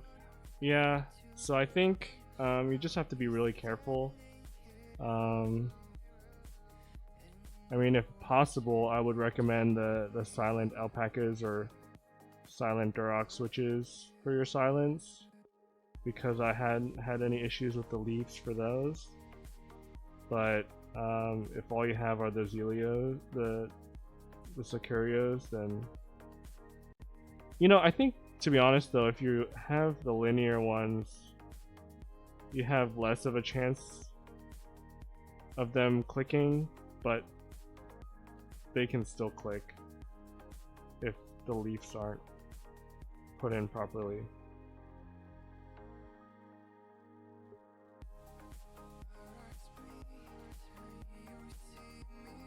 Alright guys, more than halfway done.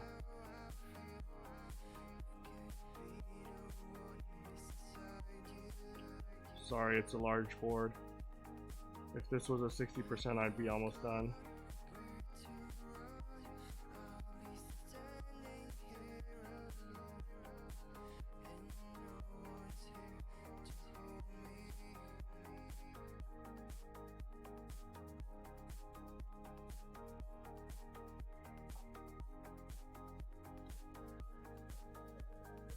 You just got a Hako FX? Man, I need to get one of those. I also need to get one of those like metal cleaner things.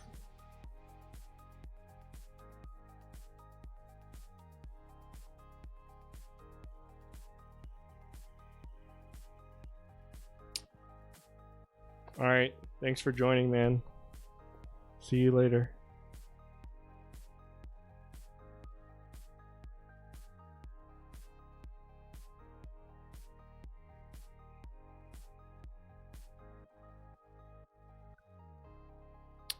Can also confirm. Yeah. Were you able to get enough switches for the Austin? You said you had 120, so I would assume you should have enough.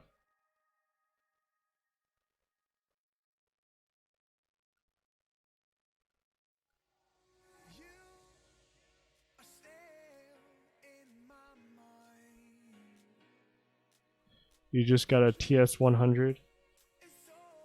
Yeah, I know a lot of people actually have that TS100. Maybe that's worth looking into instead of a Hako.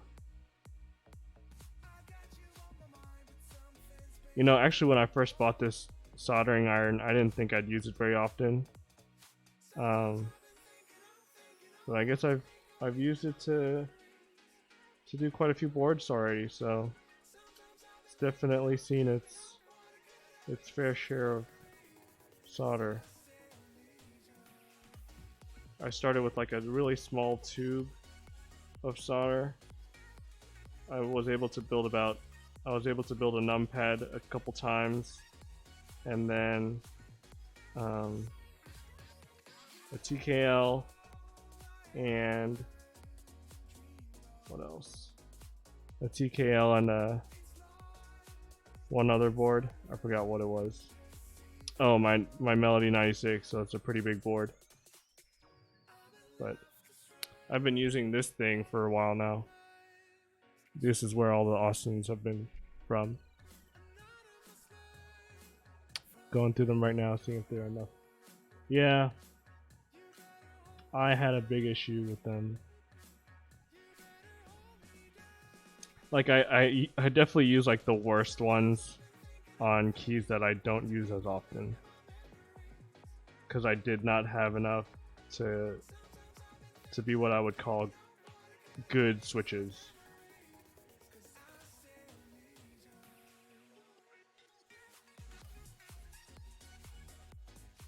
I guess it just kind of blows my mind that,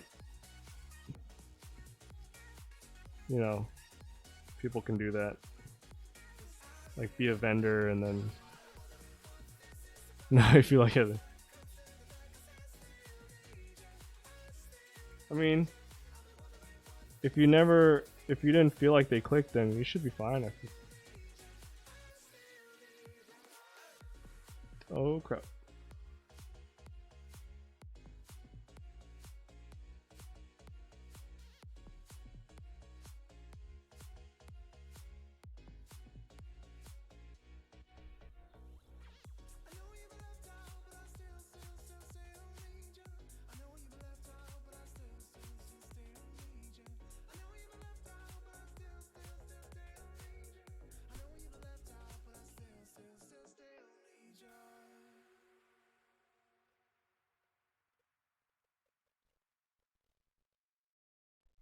Yeah, one thing I really don't like about ISO compatible boards is the tilde. After you put it together, you use about 5 minutes. Yeah, I mean, but you know, you spent so much on those switches and you only use them for 5 minutes. Doesn't that kind of suck? That's kind of how I feel.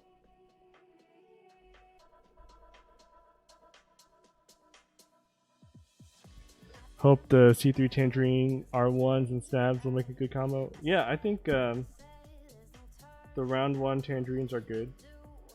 They're supposed to be recolored yellows, but I think they have a different spring, but you know, some people just chalk them up to be yellows. But I do know like Osiris really hates them. So, but I don't think he hates yellows, so maybe there is a big enough difference.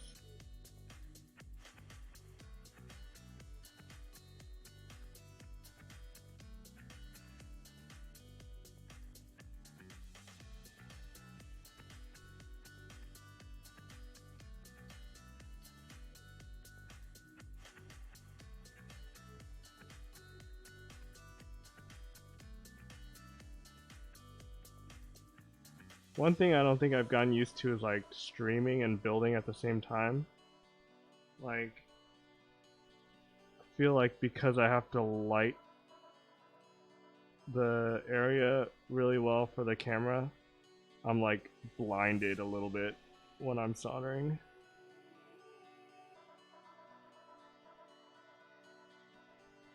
I don't know how other people do it. Maybe they do it during the day, so it's a little easier. But like I'm kind of soldering on feel.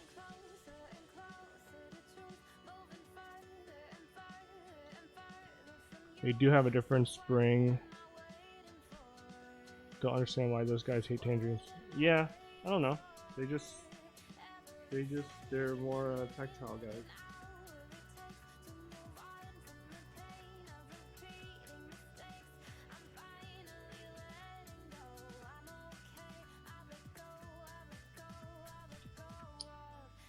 Well, they claim, yeah.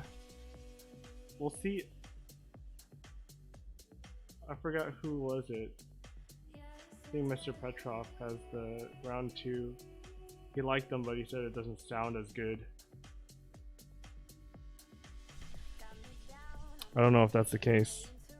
The sound is so subjective, so I feel like it's tough to say something doesn't sound good.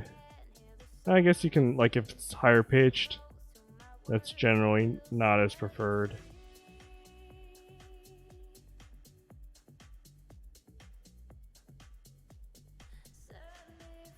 You tried them and hated them too. So what did you not like about them? Oh, you're talking about the tangerines.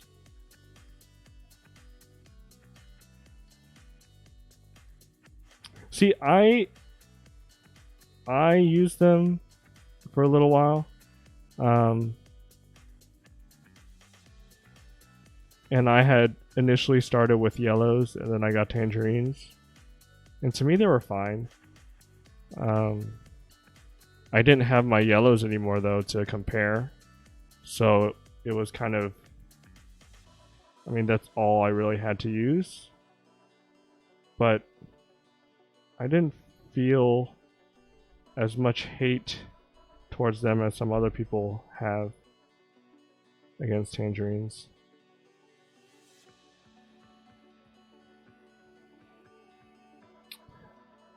I don't know if they no, I don't think they have a zeal stem. But they're definitely just, they're basically are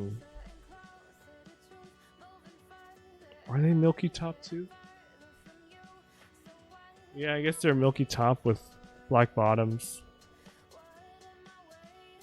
But yeah, they're basically like all those other recolored that kind of came out around that time. They're like the there were exclusive, the board designer had some switches made called exclusive switches, and the phase switches were kind of the same thing, but they used different springs. So there were quite a few around that time that did that recolor thing. I think the linear switches were actually just yellows, so they used the yellow spring, but like the phase switches and the tangerines used different ones.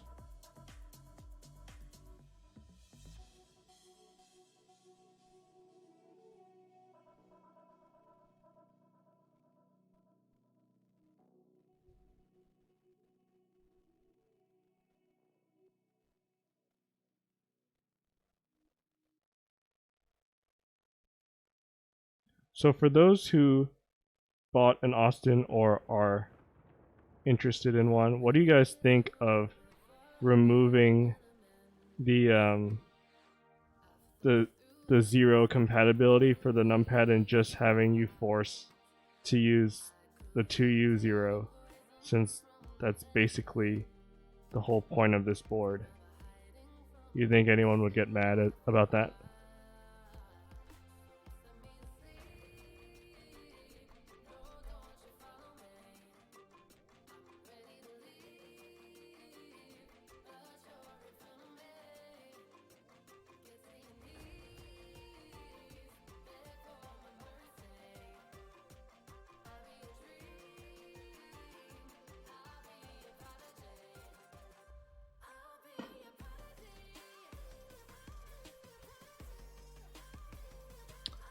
What do people even use the extra spot for? You can put a 00 there. So like if you're like if you're Korean, or you just deal with a lot of zeros, you can use that.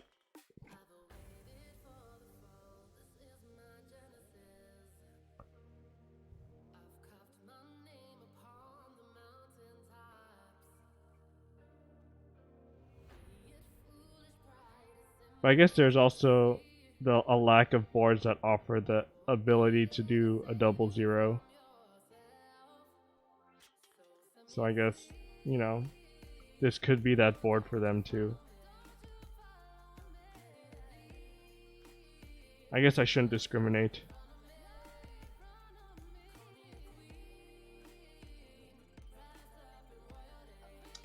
Okay, so I think that's all of them. There's definitely one that looks really ugly, but I'll have to probably desolder that one at a later time and try again. But everything else looks pretty good. Build cam frozen. I think it's because like something fell and then the HDMI cable got kicked a little bit. Okay. I'll need to figure out like a way to make that more stable.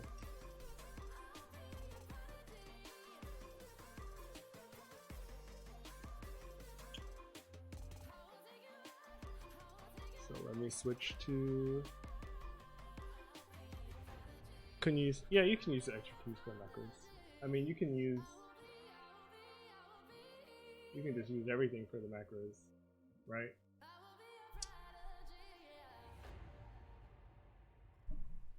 Because this board just has so many keys.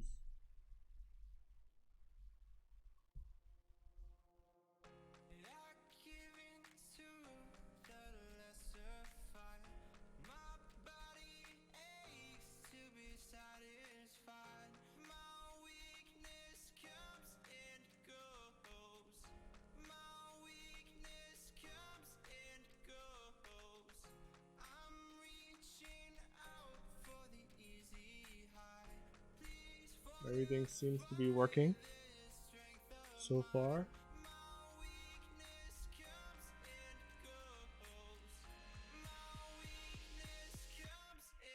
Yep. Everything looks good. Alright.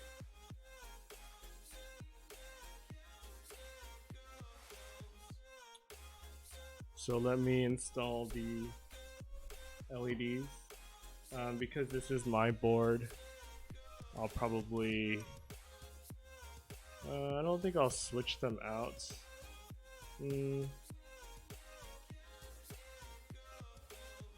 Probably won't really switch out these switches, but I guess I could always switch out the plates and PCB, so I'll just do them normally.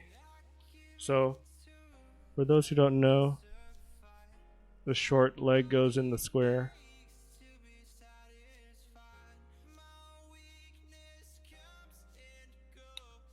So we have a square pad and a circular pad. I guess just to double check.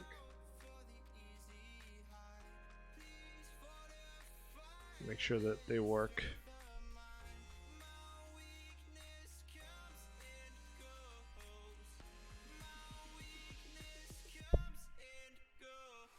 Yep.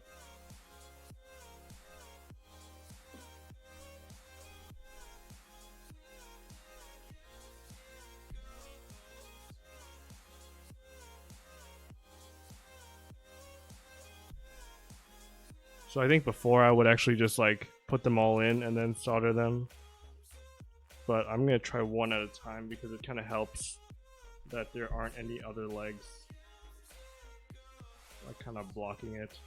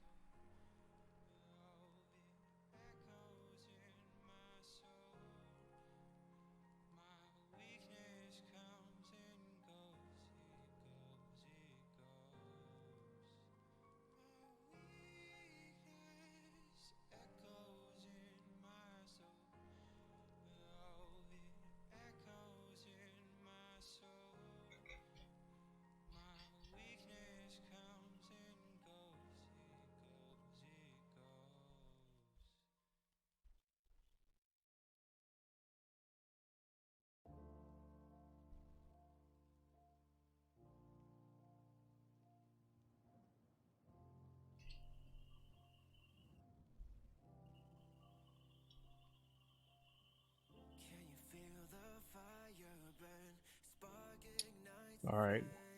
How do you guys? I'm curious. How do you guys solder your LEDs? I feel like the pads are always so small. I always have a really difficult time doing these.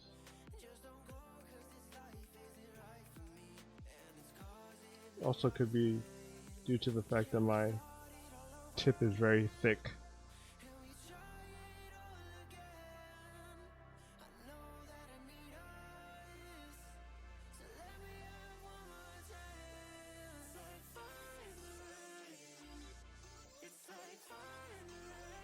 Let's see.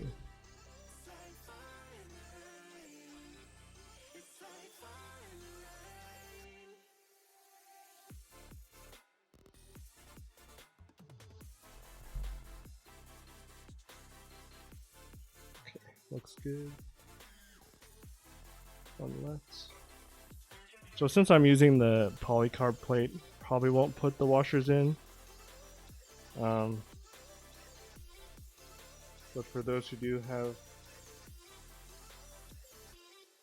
the washers, so the trick, there's not really a trick, to be honest. They're kind of, I think they're pretty tough to solder. What I like to do is I put them in. You can do them two different ways. You can like put a tape on the other side of the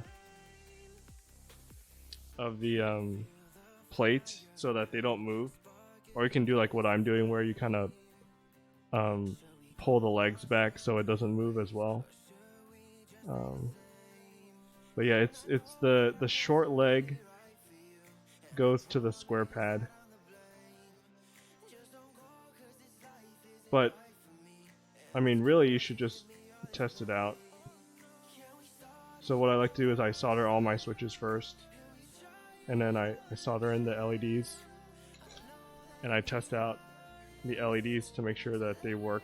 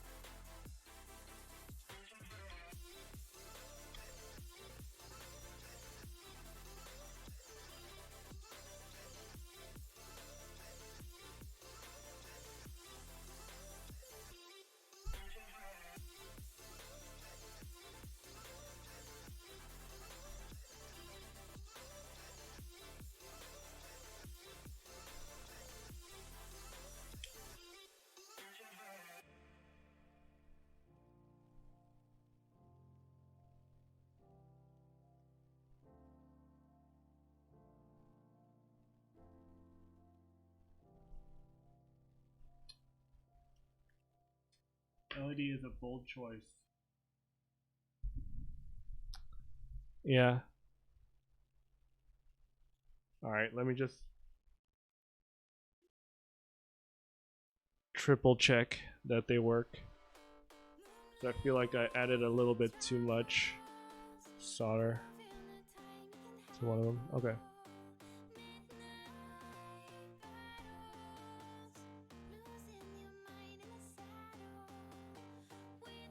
Little rave. Okay. So now I can finally put it back together.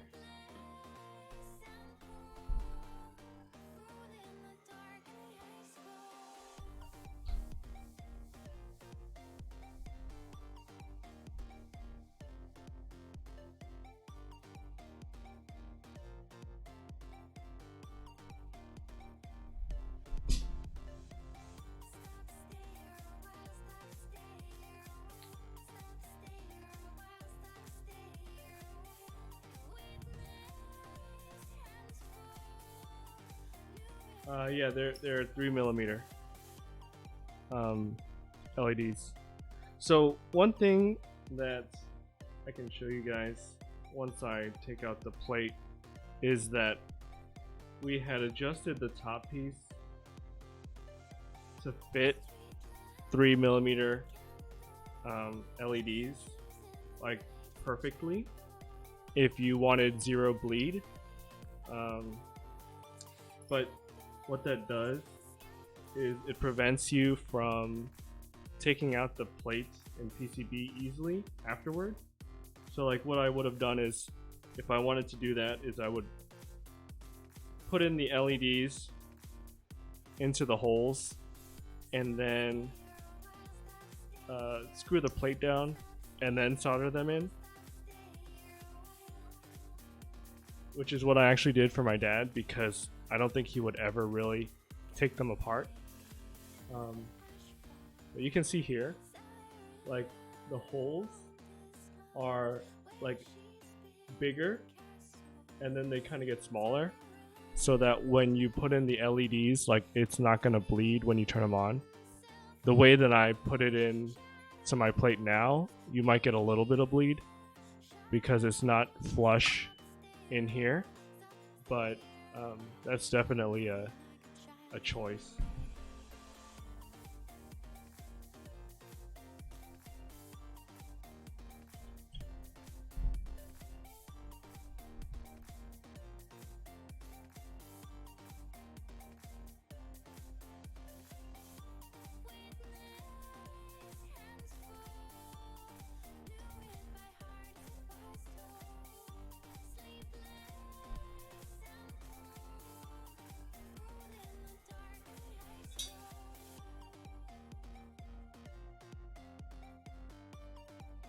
So also whenever I screw it in, I like to wiggle it a little bit because the holes in the plates kind of go around the screws, so you can make sure that the plate is nice and snug. The switches I used were the Silent Alpacas.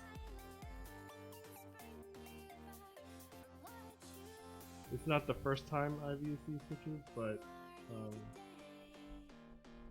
for my other build, I have it on the Baka 60, and for that one, I'm using these Pikachu keycaps that I got, but they're XDA, so I don't really like to use XDA, so I don't use that board a whole lot.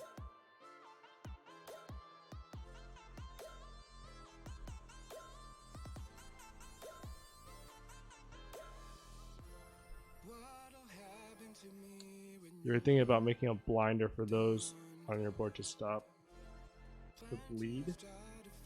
So how would you make a blinder? I'm not quite sure I understand.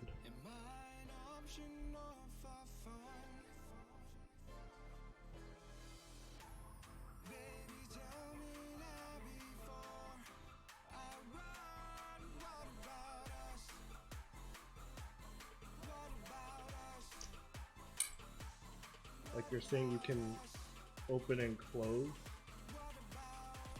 You can open and close. Oh, that's pretty cool. But then I guess what's the point of even installing LEDs then? Because I feel like if you don't want to use them, then just don't install it, and you can just cover up that part. Okay.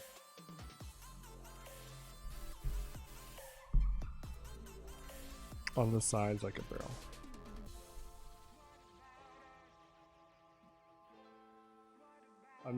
I'm not 100% sure I understand what that means, but you know, once you build it, I'd love to see it.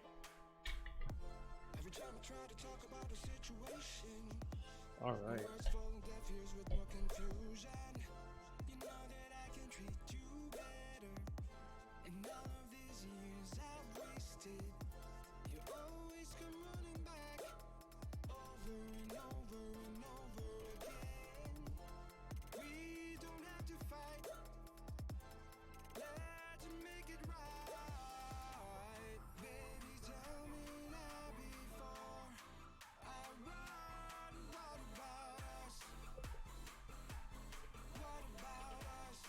The only thing I know, like I do know there are some boards that have like the micro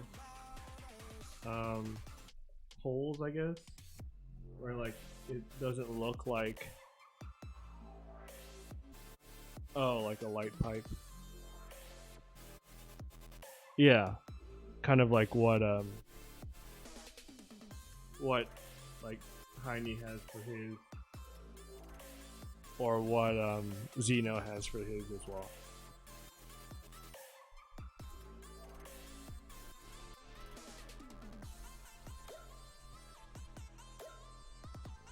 All right.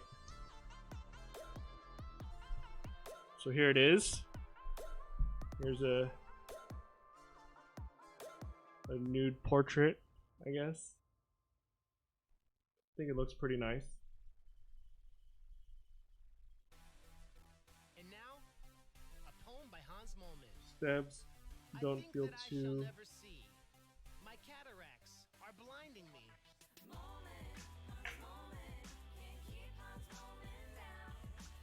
They don't feel too bad.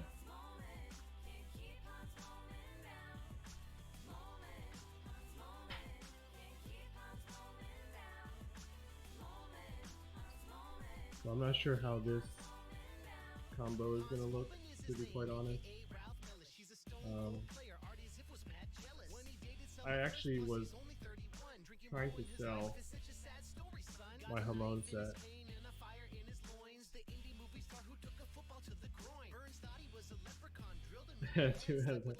Yeah, you can enjoy the sweet nothing.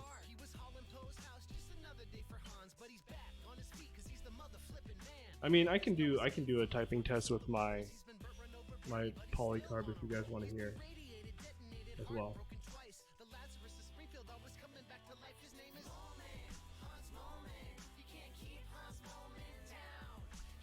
Two of my Austins are basically silent boards,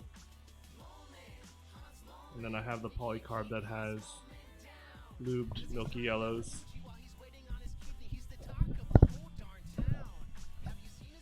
And then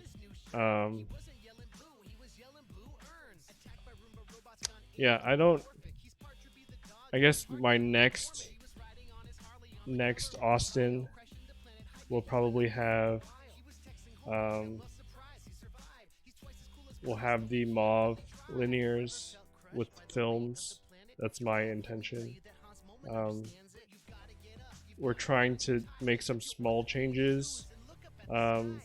Changes where like the top and bottom pieces for version 1 and version 2, or round 1 and round 2, will be compatible, but then the plate will be different. It won't be compatible because there are things that I want to change to the plate. So we'll see how it goes, but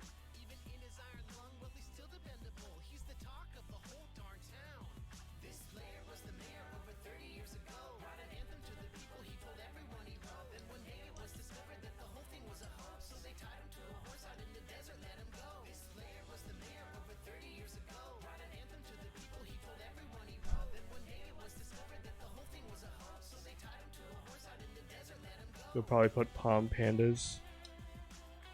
Huh. Are the Palm Pandas the new ones from Drop, I guess? I haven't really seen those. I kind of heard of them recently.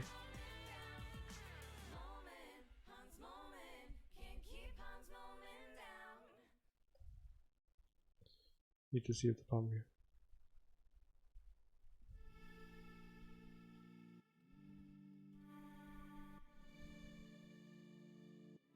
Oh, nice. When did Palm Pandas come out? I don't even remember.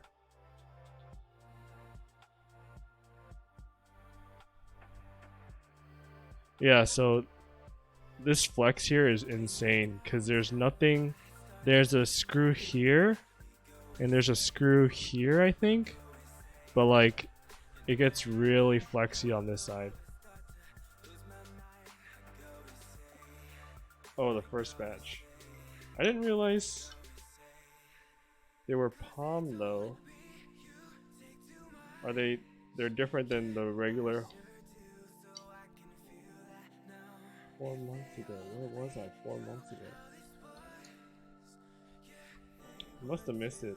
I guess I just didn't. Just tried to 7 years.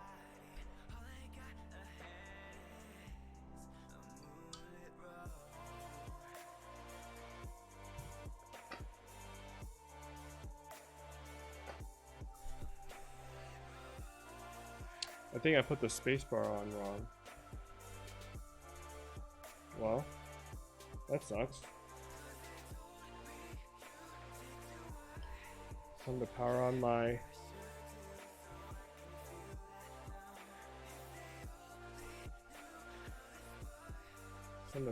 desoldering gun.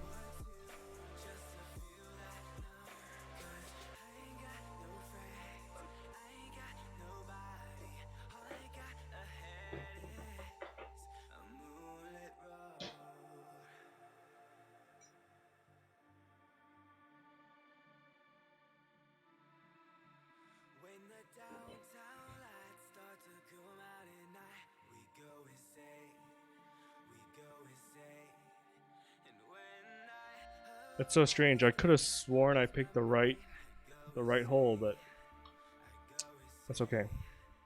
We will finish up the rest of these while it's heating up.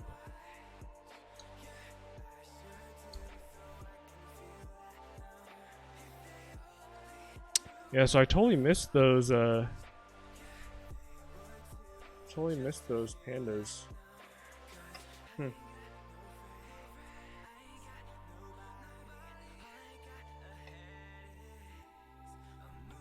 You don't feel anything like Queen's that wants to. Check the spice. Yeah. I mean, it's the first time I missed it, but I feel like I thought I already tested the spacebar when I was installing the stabs. But yeah, it's definitely off. So silly me. I must have taken it out and like put it back in, and just missed it. I think it was when I know what it was. It was because I had tried the stabs, and then I took out all the switches and put them in the plate separately. So whenever I put them in here, I didn't look which one I put it in. So I think, and also one thing to note.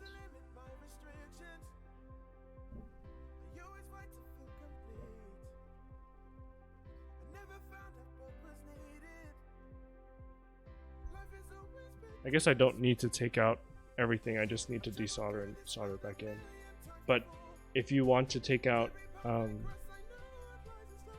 your plate and PCB, you will need to take out the F-row, or else it won't come out if you have keycaps on it, because the keycaps will block it from coming out.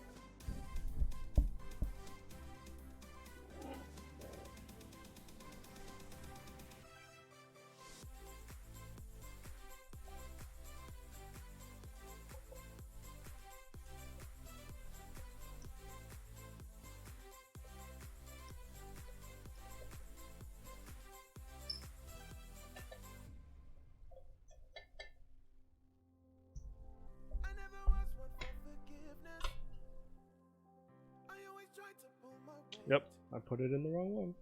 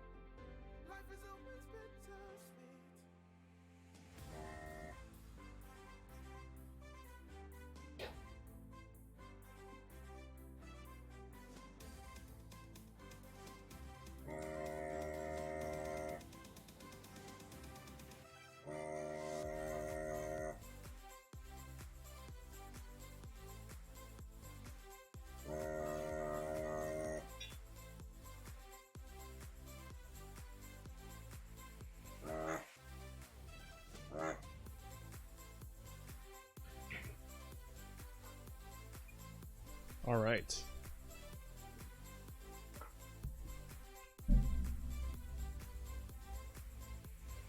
Let's try this again.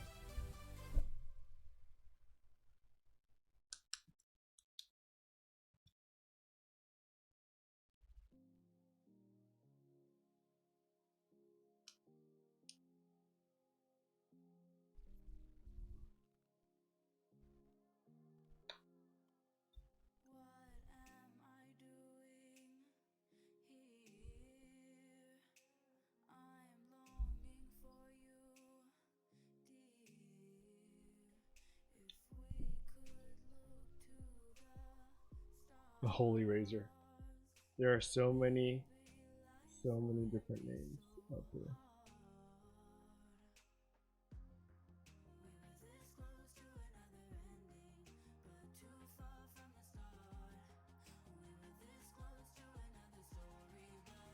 So many crazy Franken switches.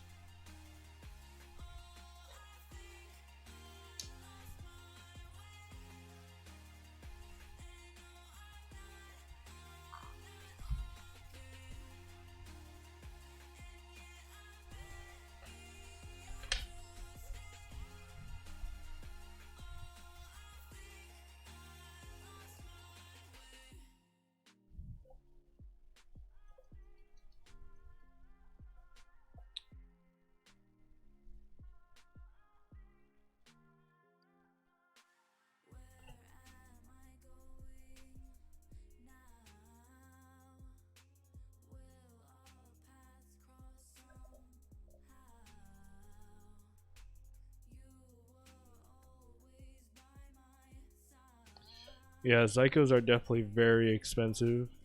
I think if you can find someone who has them, you should try them out first rather than building your own, just because I feel like, for me, I thought I would like them, since there are people who really enjoy tactiles and they rave about it, but I just couldn't handle the tactility.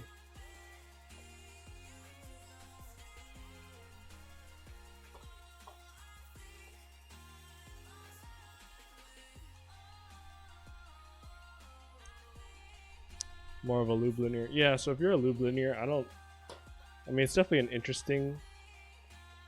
it's an interesting key, or switch, sorry, but yeah. Keone, how's it going? I'm doing pretty well.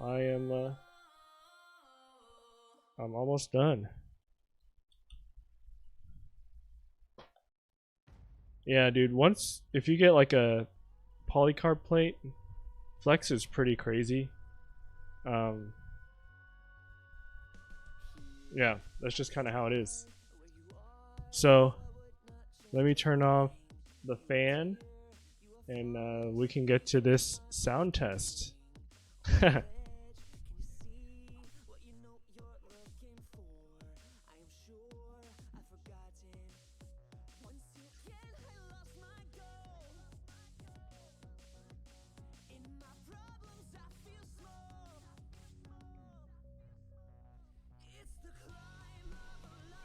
Let me put away my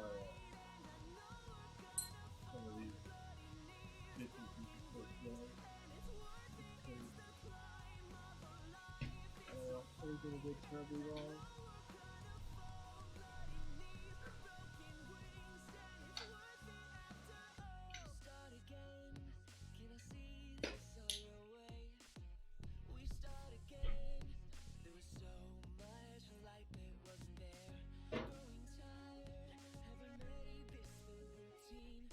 So if you're interested, these are the blue and purple ones. I think they turned out pretty nice. It just kind of stinks that they couldn't be the saviors that we were looking for stabs.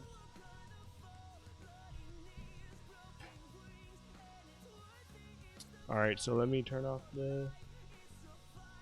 pause the music. And I am going to, I guess I'll plug it in and I'll type something to make it more realistic. Oh, that was weird.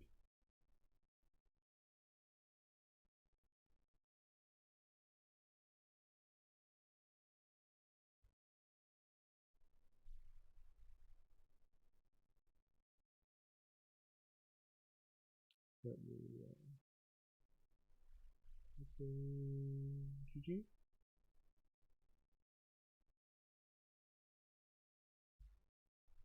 Alright, so let me get this closer so you guys can hear.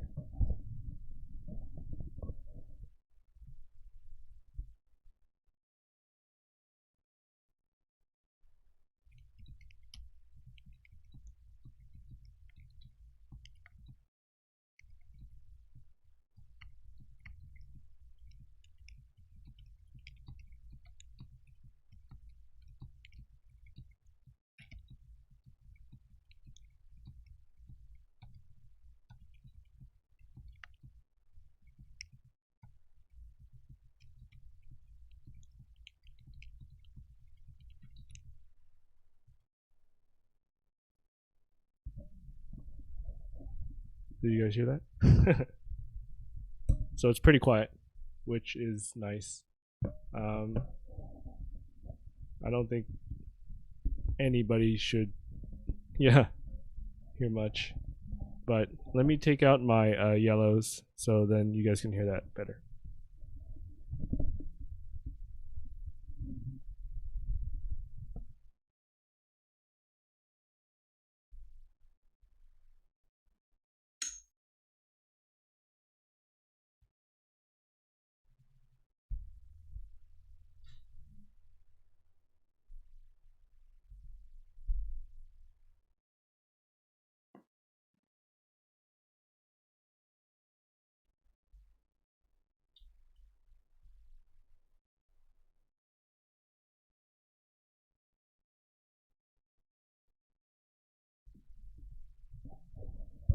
All right, so this is the milky yellows with a brass plate in the polycarb case.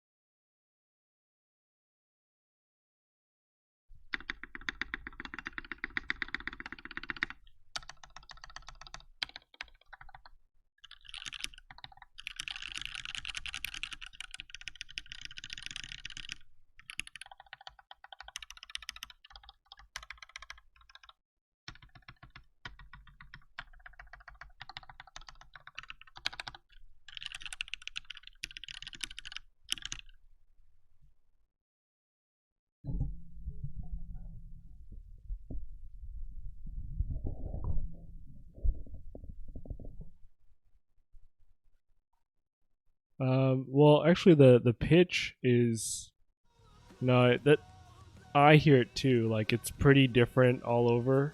Um, it's definitely interesting. Um, but yeah, like the polycarb sounds very different compared to the rest of the aluminum ones. The camera that I use for my keyboard is the Canon EOS RP, and I have a 35mm on there, the RF one.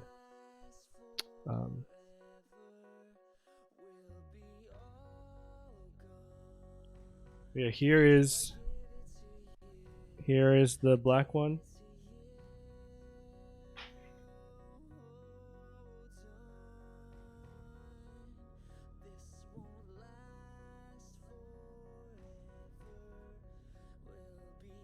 I also brought home my work board, which is this blue one. This is the proto blue that I had Anthony build with Striker on it. But yeah, I'll basically will replace this blue one with the black one, because I feel like this, I built these with the Xylants. They're okay, but I like the linears a lot better. So here's my little family of Austins.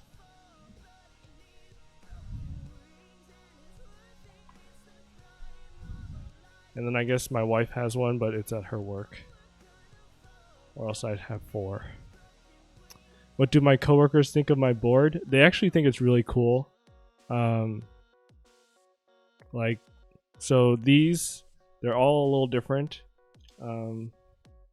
This one has a prototype weight, but it was gold plated, so it actually looks like a copper-ish. And then this one is just the traditional production weight, and then this one is the traditional prototype weight.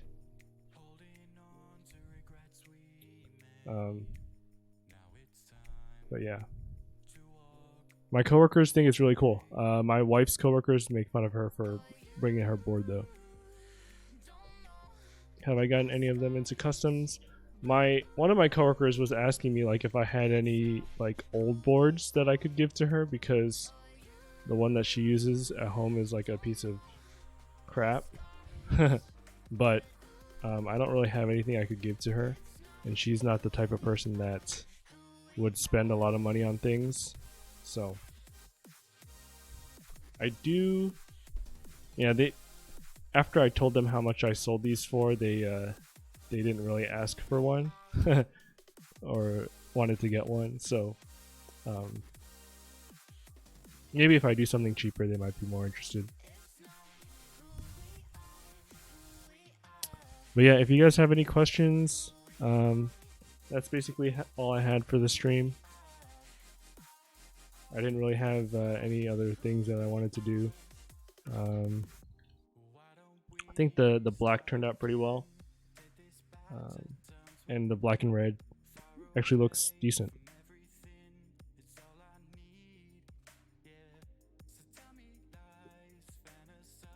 Yeah, I think Zelio's V2s are meant to be more comparable with Holy Pandas, which had a little more tactility than the V1s. Yeah. Normal person can't justify more than 30, but yeah, I mean, well, you know, there are people who are okay with spending maybe 50, maybe even up to 100 for certain things, but definitely not customs. Dota, so I played a game and I got absolutely wrecked in Dota. I'm just so rusty, and I have no idea what some people do, what some of the heroes do now. I just can't handle it. We all used to be normal. Yeah, I definitely didn't think I would see, like, I would have this, you know, when I started. He'll carry me. It's already 11 over here. I think I'm ready to call it a night.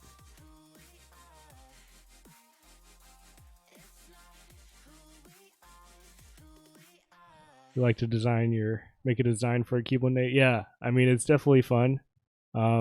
If you can find people to help you out. So, I mean, there's definitely guides. I know, let me just find the keyboard that I have connected is the furthest away from me. froze.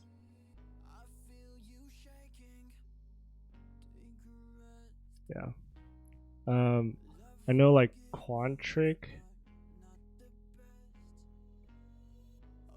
has a keyboard build that you can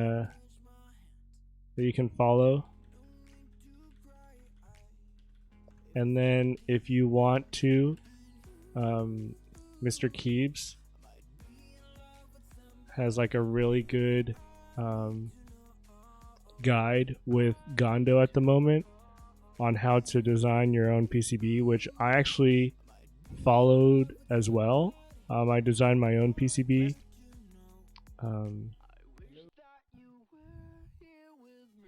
And yeah, AI 03 has a good guide too. Like I think if you followed the videos with Mr. Keebs and Gondo and then use the AI 03 guide to help you out, that's probably the best way, because like it's good to like see someone who doesn't know how to use it like struggle through the same things that you might struggle through.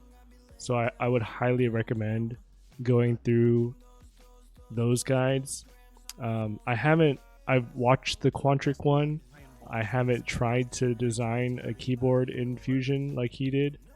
I might, but I think there are so many things that there are a lot of things you don't know when you do things like these. Like for instance with the PCB, even though I followed the guides, like there are a lot of things that Gondo had to help me out with. So it's yeah, I mean,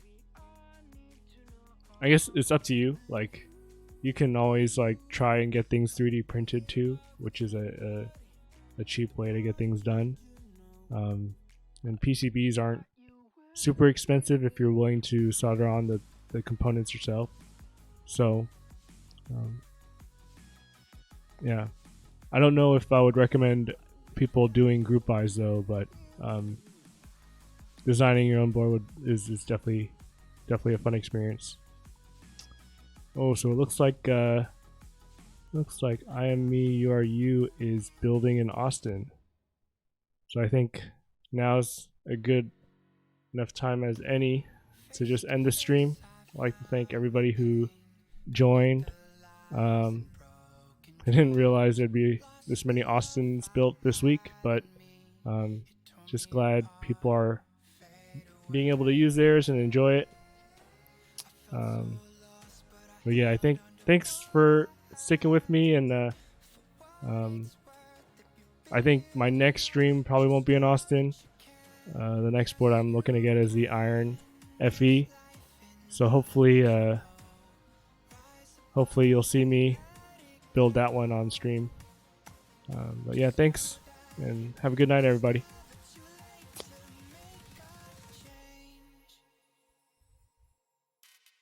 So we're gonna start rating I Am You, You Are You. See ya.